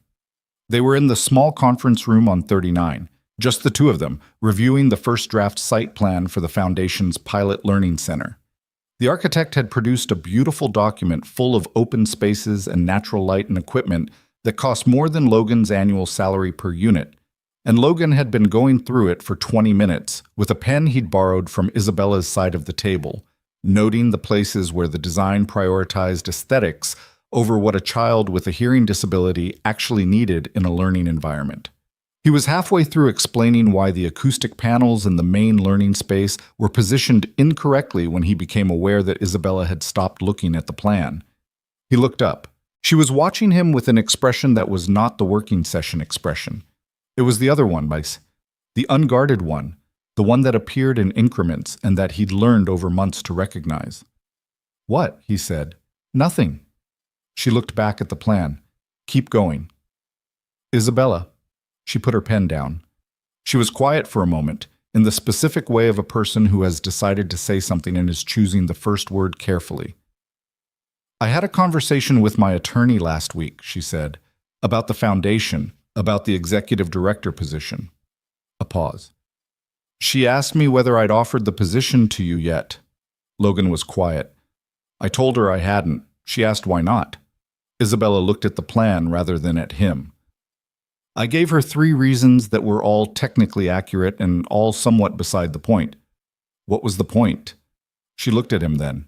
"That I've been avoiding it because offering you that position changes the nature of what this is."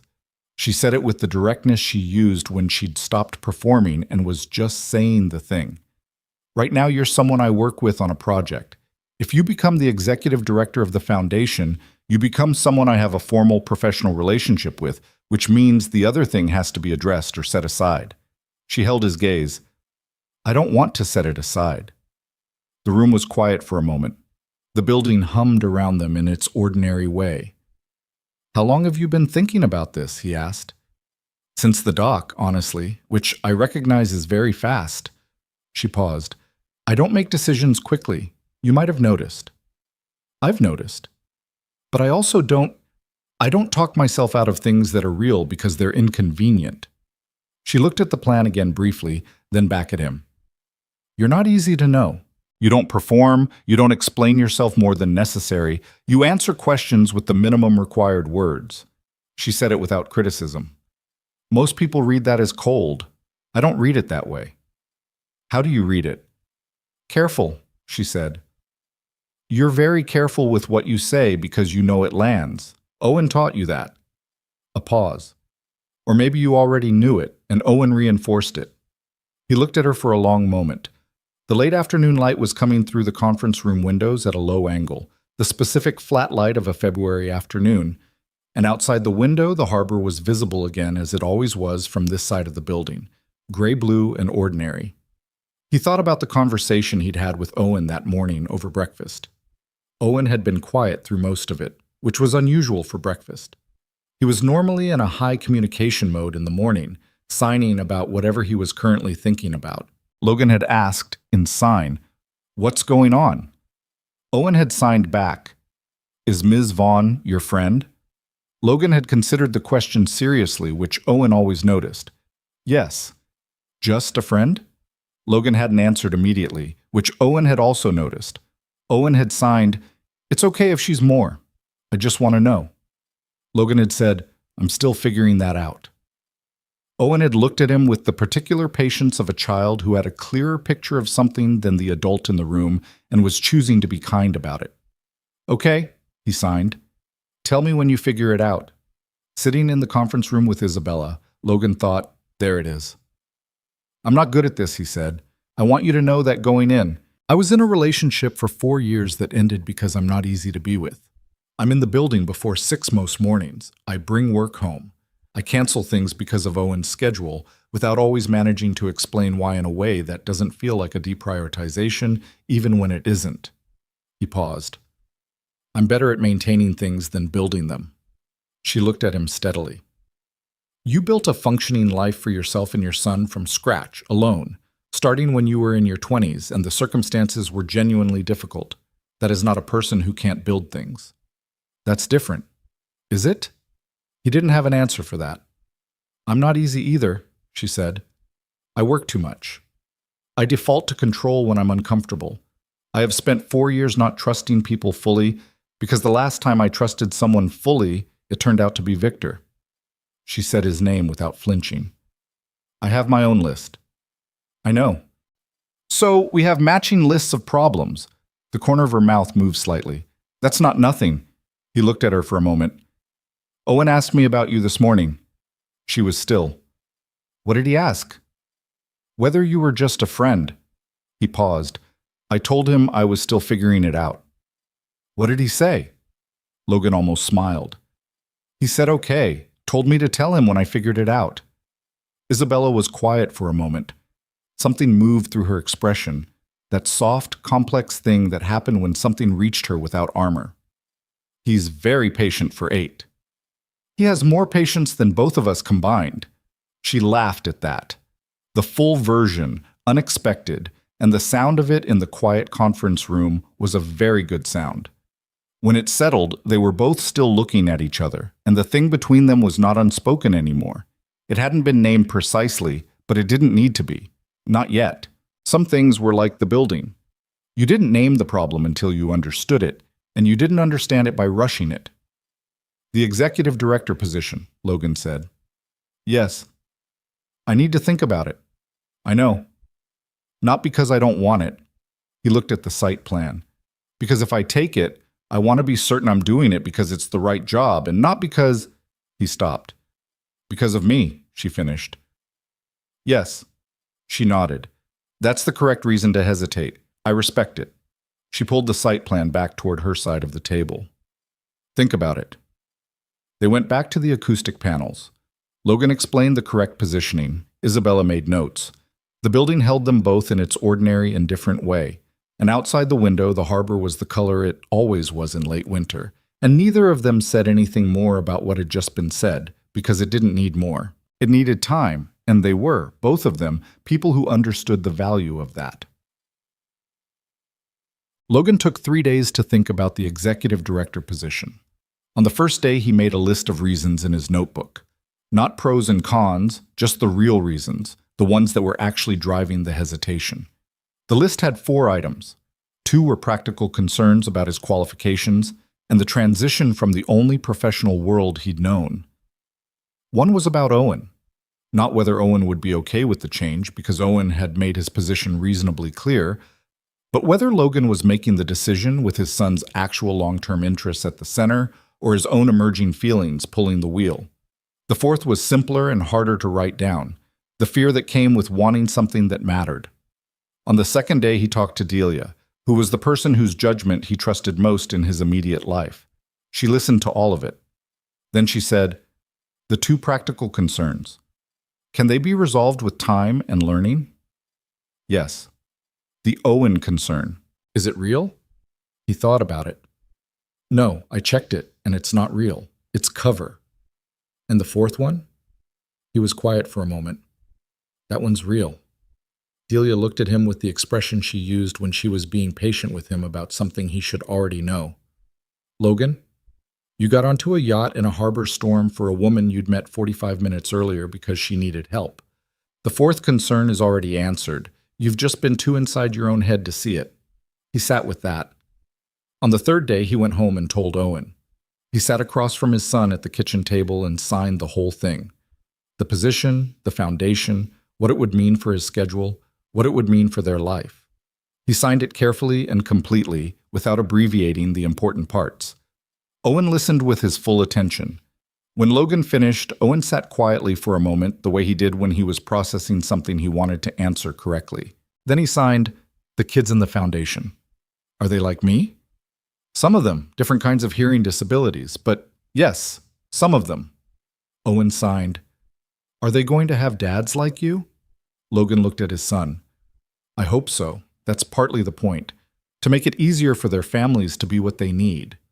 Owen considered this for a long moment.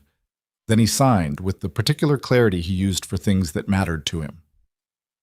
"Then you should do it." Logan nodded. He looked at his son's face, the face he'd been reading for 8 years, the face he knew better than any face on earth, and felt the specific settling certainty of a decision that was right, not because it was without risk, but because it was true. He texted Isabella that evening, "I'm in." Her response came within a minute, which told him she'd been waiting. "Good. Board meeting Thursday to formalize. Bring the acoustic panel notes." He put his phone down and looked at the kitchen, at Owen's homework spread across the table, at the second coffee mug that had been sitting on the counter for the past 6 weeks, because he'd started making 2 cups every morning out of habit before realizing he only needed 1. He thought, things change.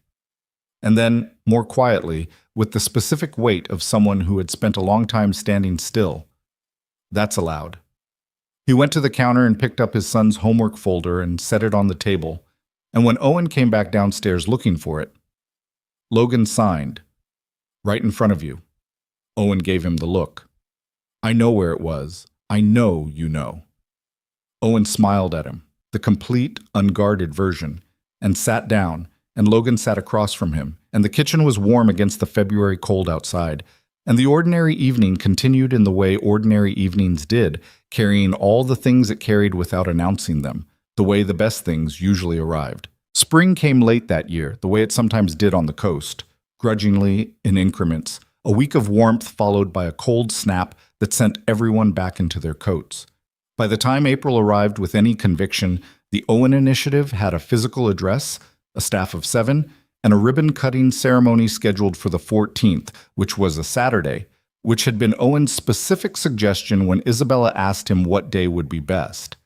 She had asked him directly, which was something Logan had noticed and filed away. Not tell your dad to ask Owen, or what does Owen think filtered through Logan as intermediary, but a direct question signed across a kitchen table on a Sunday afternoon in March, when Isabella had come by to review the ceremony program and stayed for dinner, which had happened with increasing frequency over the past 2 months in a way that nobody formally acknowledged, but that had become, quietly, a fact of their week. Owen had considered the question seriously and signed, "Saturday? Because kids don't have school, and their parents don't have work, and everyone can actually come." Isabella had looked at Logan and signed back to Owen. Her signing was still developing, functional but careful, a beginner's vocabulary delivered with a beginner's concentration and none of a beginner's embarrassment. That's the smartest answer I've gotten from anyone on the planning committee. Owen had accepted this without false modesty, which was one of the things Logan loved about him. He just nodded and signed, "I know." Logan had turned away to check something on the stove that didn't particularly need checking because his face was doing something he wasn't ready to explain. The weeks before the ceremony were the organized chaos of something that had been built carefully trying to function for the first time. Logan had been in the position of executive director for 6 weeks by then, which was long enough to understand what the job actually was, and short enough that he was still discovering its edges daily. It was not a job he was naturally suited to in every way. The administrative architecture, the grant reporting, the board communications, the public-facing language that translated what the foundation did into something that moved people to support it. These were skills he was learning in real time, sometimes badly, often with Cora Kim standing next to him, explaining where he'd gone wrong with the patience of a woman who had spent 20 years watching well-meaning people do this badly before doing it better. "You write like you talk," she told him in February, reviewing a donor communication he'd drafted. "That's good and bad. Good because it doesn't sound like a press release. Bad because it also doesn't sound like anyone should give you money. What's the difference? Talking is about what is. Fundraising is about what could be." She handed it back. "Write me the same information, but from the perspective of the parent who doesn't have what you had. The one who doesn't find the flyer on the bulletin board. Write to that parent." He rewrote it. She read it and said, "Better. Still rough, but better." Then, "Do it again." He did it again. This was, he was discovering, what building something actually required. The iteration that had no glamour to it, the quiet, unglamorous revision of things that weren't right yet in the direction of things that were more right. It was not so different from maintenance when he thought about it. The principle was the same. You looked at what was, you identified where it was failing, you adjusted, you watched to see if the adjustment held. The building work and the foundation work began to run in parallel in his mind as two versions of the same underlying problem. How do you keep something functioning for the people who depend on it? He was still on the Crown Meridian's payroll in a reduced capacity through the transition. Forsyth had arranged this with a pragmatism Logan appreciated, recognizing that pulling his building knowledge out entirely during the post-conspiracy stabilization period would have been counterproductive. He came in 2 mornings a week, and Marcus handled the rest, which was an adjustment for Marcus that had produced initial anxiety and then, visibly, something like confidence. Logan had watched this happen with the particular satisfaction of seeing a person step into space that had been made for them. Delia had said the first week of April, "You did a good thing letting Marcus take it." It was his job to take. You know what I mean. She handed him a coffee with the ease of someone who'd been doing it for years. Some people hold on to things because they're afraid of what happens if they let go. You let go because the building would be fine and you knew it. She looked at him. "How does it feel, the new thing?" He thought about it honestly. "Incomplete," he said. "Like I know what needs to happen, but I can't see the end of it yet. That's what building something feels like." She paused. "The maintenance job, you could see the end of everything. Fix the pipe, test the system, close the ticket, clear endpoints. Yes, this doesn't have that." "No," she nodded. "That's going to bother you for a while, then it won't." She said it with the certainty of someone who had outlasted their own discomfort with that particular truth. The work that doesn't end is usually the work that matters most. He carried that with him into the weeks before the ceremony. Victor Crane's sentencing happened on a Thursday in early April, 10 days before the ribbon cutting. Logan didn't attend. He'd given his deposition, submitted his documentation, done what the legal process required of him, and decided that sitting in a courtroom for the outcome served nothing useful for his own life. He read the coverage on his phone that evening, sitting on the front steps of his house while Owen was inside finishing homework. Crane received 6 years. Eastbrook and Pellman, who had cooperated, received reduced sentences that the coverage described as significant in the context of white-collar crime. Hargrove received 4 years, which the legal analysis pieces suggested was at the lower end of the range, given his partial cooperation. Logan read through the coverage once, put his phone in his pocket, and looked at the street for a while. He thought about Victor Crane standing on the deck of the Meridian Star in the rain, looking at Logan with the expression of a man encountering his first real inconvenience. the tiredness in his voice when he'd said Isabella's name. A man who had spent 2 years building a careful mechanism for taking something that wasn't his and had failed because a maintenance worker he'd never noticed had noticed everything. He didn't feel satisfaction about the sentencing exactly.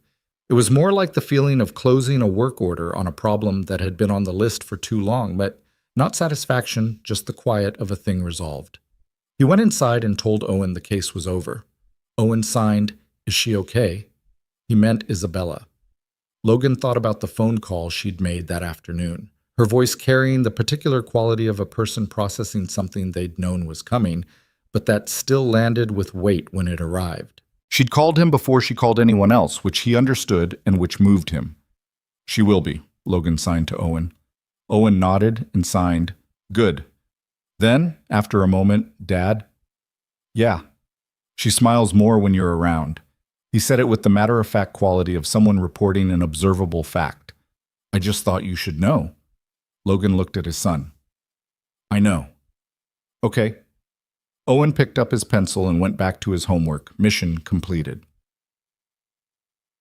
Isabella came over that evening, which she hadn't planned to do and which Logan hadn't expected. She texted at 7:30. "Is it okay if I come by?" He texted back, "Doors open."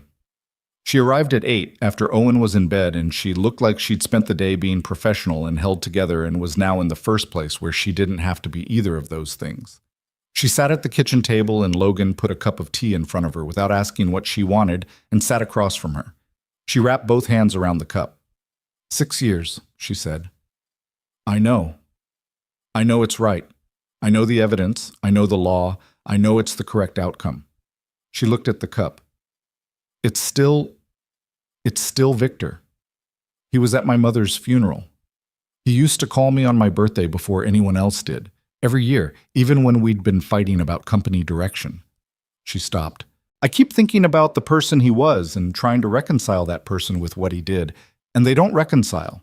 They just sit next to each other and don't resolve." "They don't have to resolve," Logan said. She looked up. "People aren't consistent the way we want them to be," he said.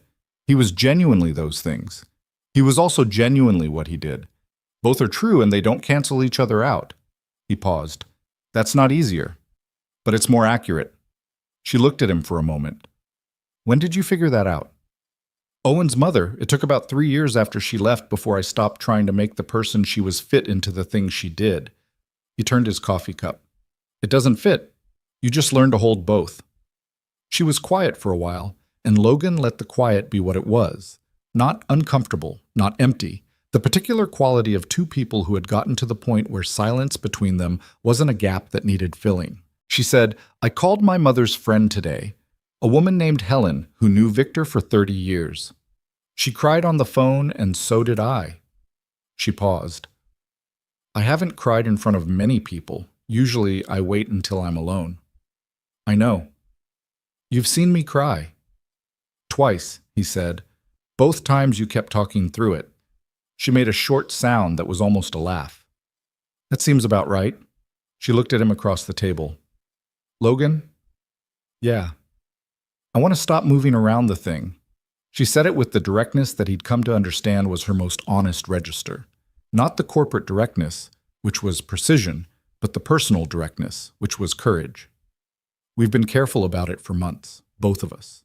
And I understand why we were careful. The professional structure, the timing, wanting to be sure." She held his gaze. "I'm sure." He looked at her for a long moment. The kitchen was quiet around them, the way it was always quiet at this hour. Owen asleep upstairs, the house making its small settling sounds, the street outside empty. "I'm not easy," he said, because he'd said it before and it was still true, and he needed her to have it again. "You keep saying that." "Because it keeps being true." "Logan," she set the cup down. "You are the person who learned a language from scratch for his child. You are the person who spent 11 hours in a building pulling a conspiracy apart thread by thread because a woman signed a word at you in a reflection. You are the person who turned down 3 media interviews because the story wasn't yours to tell." She paused.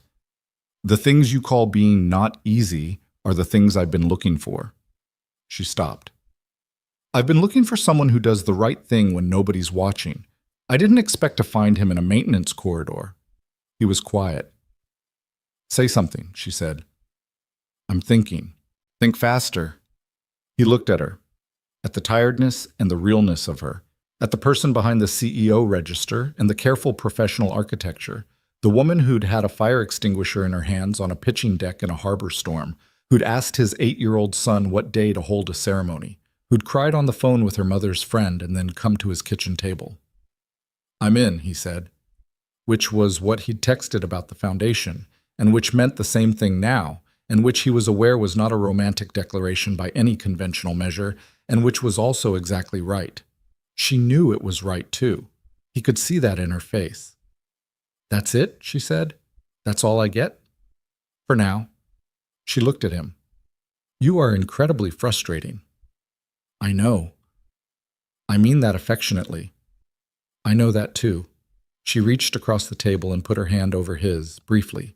Just that, just the gesture, simple and direct and without performance.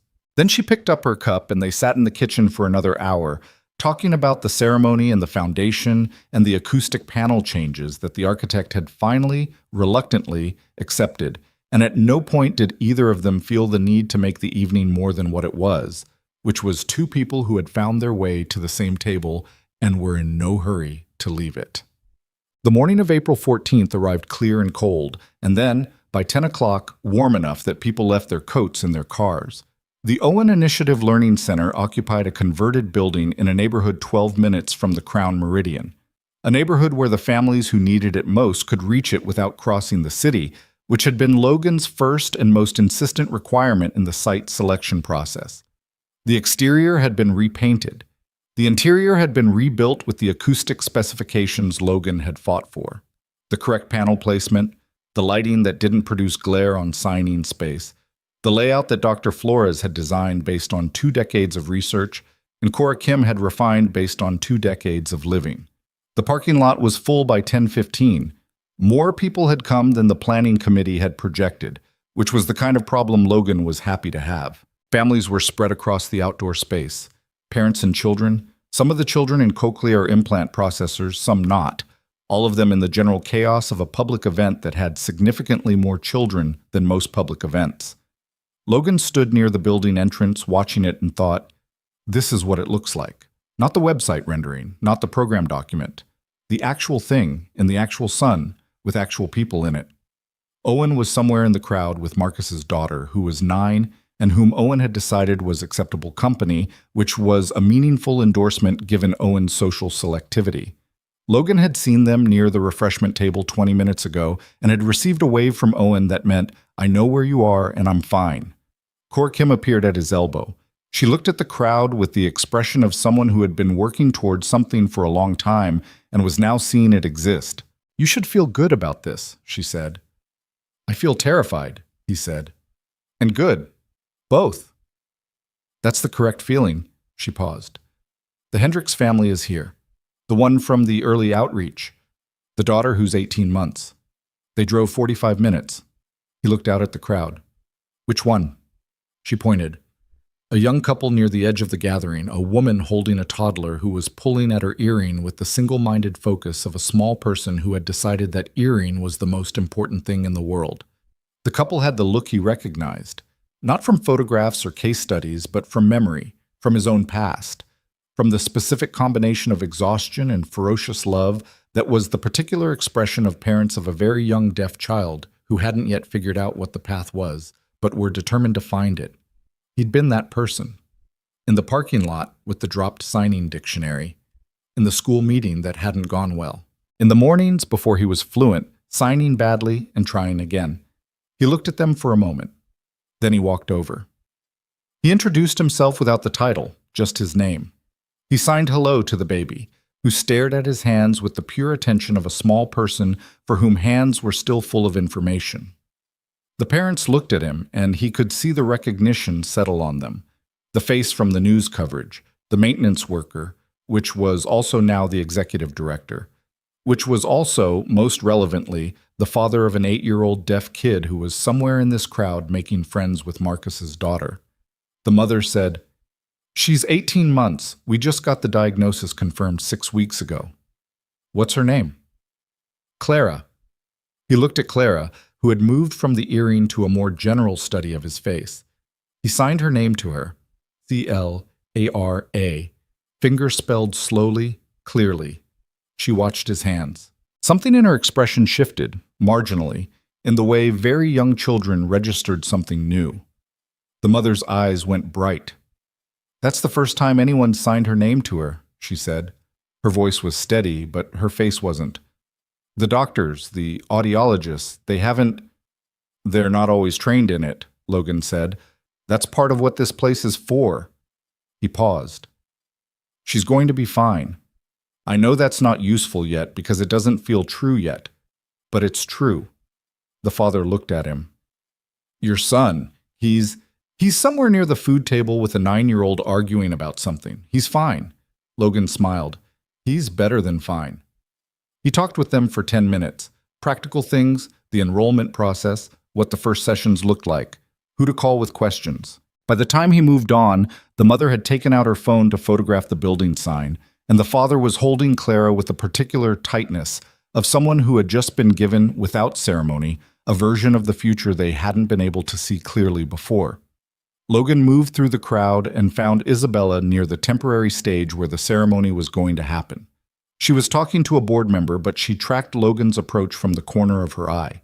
She'd gotten good at that, at knowing where he was in a room without appearing to watch for him. She finished the conversation and turned. "You talked to the Hendricks family," she said. Not a question. She'd been watching. "Yes." "How were they?" "How I was," he said. 8 years ago." She looked at him for a moment, then at the crowd. "This is going to be harder than I thought," she said quietly. "What is?" "Not crying at a ceremony I'm supposed to be running professionally." She pressed her lips together briefly. "I was fine until I saw you with the baby." He looked at her. "You're allowed to cry." "I'm the CEO." "You're also a person." He paused. "Those things can be true at the same time." She looked sideways at him with an expression that was simultaneously exasperated and fond, which had become, over the months, one of his favorite expressions of hers. "You've been spending too much time with Cora." "She's very wise." "She's very blunt." "Same thing." The ceremony started at 11. Isabella spoke first, which was correct and appropriate. And she was precise and warm and professional and managed, Logan noted, to get through the full speech without the cry she'd been worried about, which he attributed to the specific discipline of someone who had learned to hold the line at necessary moments. She talked about the company's commitment, about the research basis for early intervention, about what the foundation intended to build over the next 5 years. She did not make it about the October events, which she'd told Logan she wouldn't and which he'd trusted her not to. Cora Kim spoke second and was, as she always was, better than everyone expected. Dr. Flores spoke third about the clinical framework. Logan spoke fourth, which he'd resisted and then accepted because Cora had told him, "The parents in that crowd need to hear from the father, not the executive director. Say that, just say that." He stood at the microphone and looked at the crowd, the parents and children and staff and board members, and the Hendricks family near the left side with Clara, who was currently asleep against her father's chest. He said, "My son is 8. His name is Owen, and this place is named for him," which he accepted with the specific dignity of someone who thought it was appropriate and didn't need to say so. A few laughs. "When Owen was very young, I learned sign language from a library book and a YouTube channel because there wasn't a resource like this near where we lived. I was bad at it for a long time." He paused. "I'm telling you this not because it has a neat ending where I got better and everything became easy. It doesn't. There are still hard days. There are days when I sign something wrong and my 8-year-old corrects me, which is not a comfortable experience." More laughter, including Owen's, visible near the refreshment table. "What I'm telling you is, the learning is the thing. Every word you learn, every sign, every adaptation, it's not a workaround. It's the real language of your family. And a place like this exists so that no parent has to learn it alone from a library book anymore." He stepped back from the microphone. The applause was genuine in the way that applause from people who were there because it meant something to them was always genuine. Not polite, not performative, but the sound of people recognizing something true. Isabella, standing to his left, didn't say anything. She put her hand briefly at the small of his back, just that, just a moment, and then stepped forward to cut the ribbon. Owen found Logan afterward, working through the crowd with the efficiency of a child who knew how to navigate spaces where he had to read rather than hear. He stopped in front of Logan and signed, "That was good." "You're biased, obviously." He paused, looking past Logan toward where Isabella was talking to the Hendricks family, bending slightly to look at Clara, signing something simple and careful to the baby, who watched her hands with the same focused attention she'd given Logan's. "She's learning faster than you did." "I know." "She practiced. I've heard her in the car." He paused. "When she thinks no one can hear her." He made a face that communicated he found this interesting information. She was signing the alphabet in order over and over. Logan watched Isabella with the Hendricks family, watched her sign Clara's name to the baby. The same thing he'd done, the same letters, slowly and clearly. Watched Clara's attention snap to her hands. "You're very observant," Logan signed. "I know. It's a useful quality." Owen considered his father for a moment, with the unhurried attention he applied to things that interested him. Then he signed, "Dad, when are you going to ask her?" Logan looked at his son. "Don't look at me like that," Owen signed. "I've watched you both for 6 months. I'm 8, not stupid." "I know you're not stupid." "So when?" Logan looked back at Isabella, who had straightened from the baby and was laughing at something the mother had said, genuinely laughing, caught off guard by it. "When it's time," he signed to Owen. Owen gave him the look. The specific one. Then he signed, "You know what your problem is? I'm sure you're going to tell me. You wait until you understand everything before you move. But some things you only understand after you move." Logan looked at his son for a long moment, 8 years old, standing in the October sun. April sun, Logan corrected himself. April, the ceremony he'd helped build for the place, named for this kid, with the patient expression of someone who had more clarity than the adults around him and was trying to be kind about it. "When did you get so smart?" Logan signed. "I've always been this smart," Owen signed back. "You've been too worried about me to notice." That one landed the way Owen's true statements always landed, not harshly, but accurately, in the specific place that accuracy reached. Logan looked at his son. He thought about 8 years of mornings, of the library book and the YouTube channel, of the copper fitting and the maintenance corridor and the glass wall reflection and a woman with a fire extinguisher on a yacht deck in a harbor storm. He thought about the parking lot with the dropped dictionary and the kitchen table with the folder that said Owen Initiative and Clara Hendricks asleep against her father's chest. He thought about 2 cups of coffee made from habit, an event whistle that needed fixing, and a work order always waiting. He thought, some things you only understand after you move. He crossed the gathering toward Isabella. She saw him coming to you. She always saw him coming, had learned his specific quality of movement through months of the same rooms. And she finished the conversation she was in and turned. "What?" she said. She could read his face now. That had taken about 4 months. "I'm done being careful," he said. She looked at him.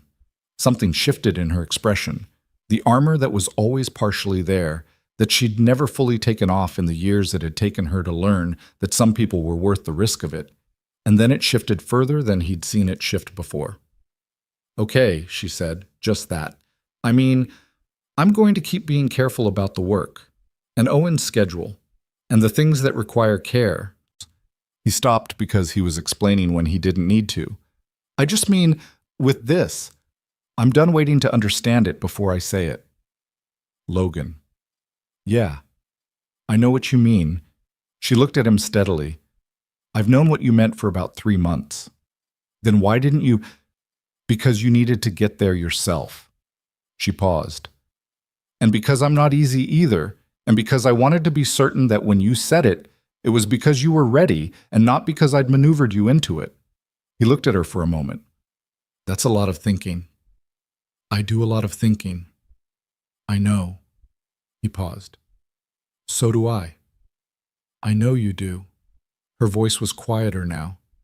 "That's one of the things." "One of the things," he repeated. "There's a list." She looked at him with the directness that was her most honest self. "It's a long list," He reached out and took her hand, which was a simple thing, and also not simple at all. The way the things that mattered were never entirely one or the other. She let him. She held on. Around them, the ceremony had dissolved into the general warmth of a gathering that had done what it came to do. Families talking, children running in the newly opened spaces of a building that now existed in the world, the staff who'd built it moving through it with the specific satisfaction of people inside a thing they'd made. The sun was doing what April sun did when it finally arrived, warm and direct, and without the hedging quality of March. Owen was somewhere to their left, and Logan knew this without looking because he always knew where Owen was, the way you knew the locations of the things that mattered most. He would find out later that Owen, at that exact moment, had turned to Marcus's daughter and signed, "Finally." And Marcus's daughter, who didn't know sign language, had looked at him blankly. And Owen, who had spent his whole life communicating across exactly that kind of gap, had just smiled and pointed. Well, the trial concluded in June. Victor Crane began his sentence. The Vaughn Hospitality Group's restructured board held its first fully operational meeting in May, with a new composition that Forsyth had described as the cleanest the company had seen in years. The Crown Meridian continued to function, correctly, efficiently, under Marcus's capable management. And Logan came in Tuesday mornings not because he was needed, but because he liked the building, and the building, in some uncomplicated way, liked him back. The Owen Initiative enrolled its first 42 families in the spring cohort. The Hendricks family was among them. Clara, by June, had learned 6 signs. Her mother had learned 40. Logan got a text from Clara's mother on a Wednesday in June. She signed Mama today. First word. I don't know if you know what that means to us, but I wanted someone who would understand to know. He read it twice. Then he showed it to Owen, who read it and signed, That's good. Then, after a moment, That's really good. Logan sent back, I know exactly what it means. Congratulations to all 3 of you. He put his phone in his pocket and went back to the meeting he'd stepped out of, which was a grant review with Cora Kim and Dr. Flores and a foundation officer from a national disability advocacy group who had reached out in April and was now discussing a partnership that would, if it came through, allow the Owen Initiative to open a second location within 18 months. The meeting ran long. Cora made 4 points that changed the direction of the conversation. Logan took notes and asked 3 questions and let the people in the room who knew more than him do the work they knew how to do, which was a skill he'd been developing. The one where you understood your own limits and trusted the people around them. Afterward, in the parking lot, Cora said, Second location, you ready for that? No, he said. I'll get there. She nodded. Good answer. The wedding was in October. A year, almost to the day, from the afternoon Isabella had walked into the Crown Meridian's lobby, and Logan had been standing near the concierge desk reviewing a punch list. It was small. 60 people, the private event space at a vineyard 40 minutes from the city, afternoon light through high windows, the specific quality of an October day that had decided, against the odds, to be beautiful. Owen wore a suit that he had opinions about, specifically strong opinions regarding the tie, which he'd agreed to on the condition that he could remove it after the ceremony, which was accepted. He served as best man with the seriousness he applied to things that mattered to him and the specific composure of a 9-year-old who knew he was the most important person at this event and was trying not to be too obvious about knowing it. He had written a speech, which Logan had not known about until Owen showed it to him the morning of. It was short, 4 sentences, handwritten in Owen's careful print, planned to be signed and simultaneously interpreted by Cora Kim, who had agreed to do this when Owen asked her directly, and who had told Logan afterward that she wasn't going to be responsible for what happened to her face during the interpretation. The 4 sentences were, My dad is the best person I know. He taught me that love is something you do, not something you feel. He found someone who does it too. That's the whole thing. Logan, reading it, had had to take a moment. He'd signed to Owen. That's good. I know, Owen signed back, without smugness, just accuracy. Don't cry yet. Save it. Logan saved it until the ceremony, which turned out to be the right call. Delia was there, in the 3rd row, and she cried without any of Isabella's professional composure about it, which was its own gift. Marcus was there with his daughter, who had spent 6 months learning basic sign language after the ribbon cutting, and who greeted Owen by signing hello, best man, which made Owen look at her with an upgraded level of respect. Cora Kim stood to the side during Owen's speech and signed it into the air with the clean efficiency of a woman who had spent 20 years giving deaf children language, and her face, as she'd warned, did not remain neutral, and she made no particular effort to make it. The interpreter and the 9-year-old and the 42 families and the meeting that had run long and the Tuesday morning building checks and the copper fitting and the second coffee cup on the counters, all of it was in that room. In the way that everything that leads to a moment is somehow present in the moment, even if you can't see all of it. Logan and Isabella stood facing each other in the October light. He thought about the glass wall, the reflection. A woman with 3 seconds and a single word. He thought about how the most important moments in a life were rarely the large dramatic ones, but the small, exact ones. A hand raised in a corridor, a child pouring orange juice, a text sent after 9 p.m., a first word signed by a baby named Clara.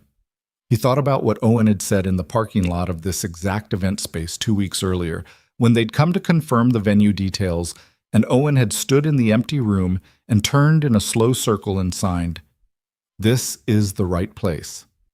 Logan had asked, "How do you know?"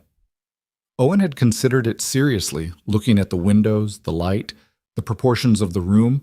Then he'd signed, "Because it doesn't try too hard. It's just what it is." Which was, Logan thought, the right standard for most things. Isabella was looking at him now, the way she'd looked at him in the 41st floor corridor in November, from the other side of a glass, clearly without intermediary. Except that there was no glass now, and she wasn't asking for anything. She was just looking at him, and he was looking at her, and the distance between them was exactly 0.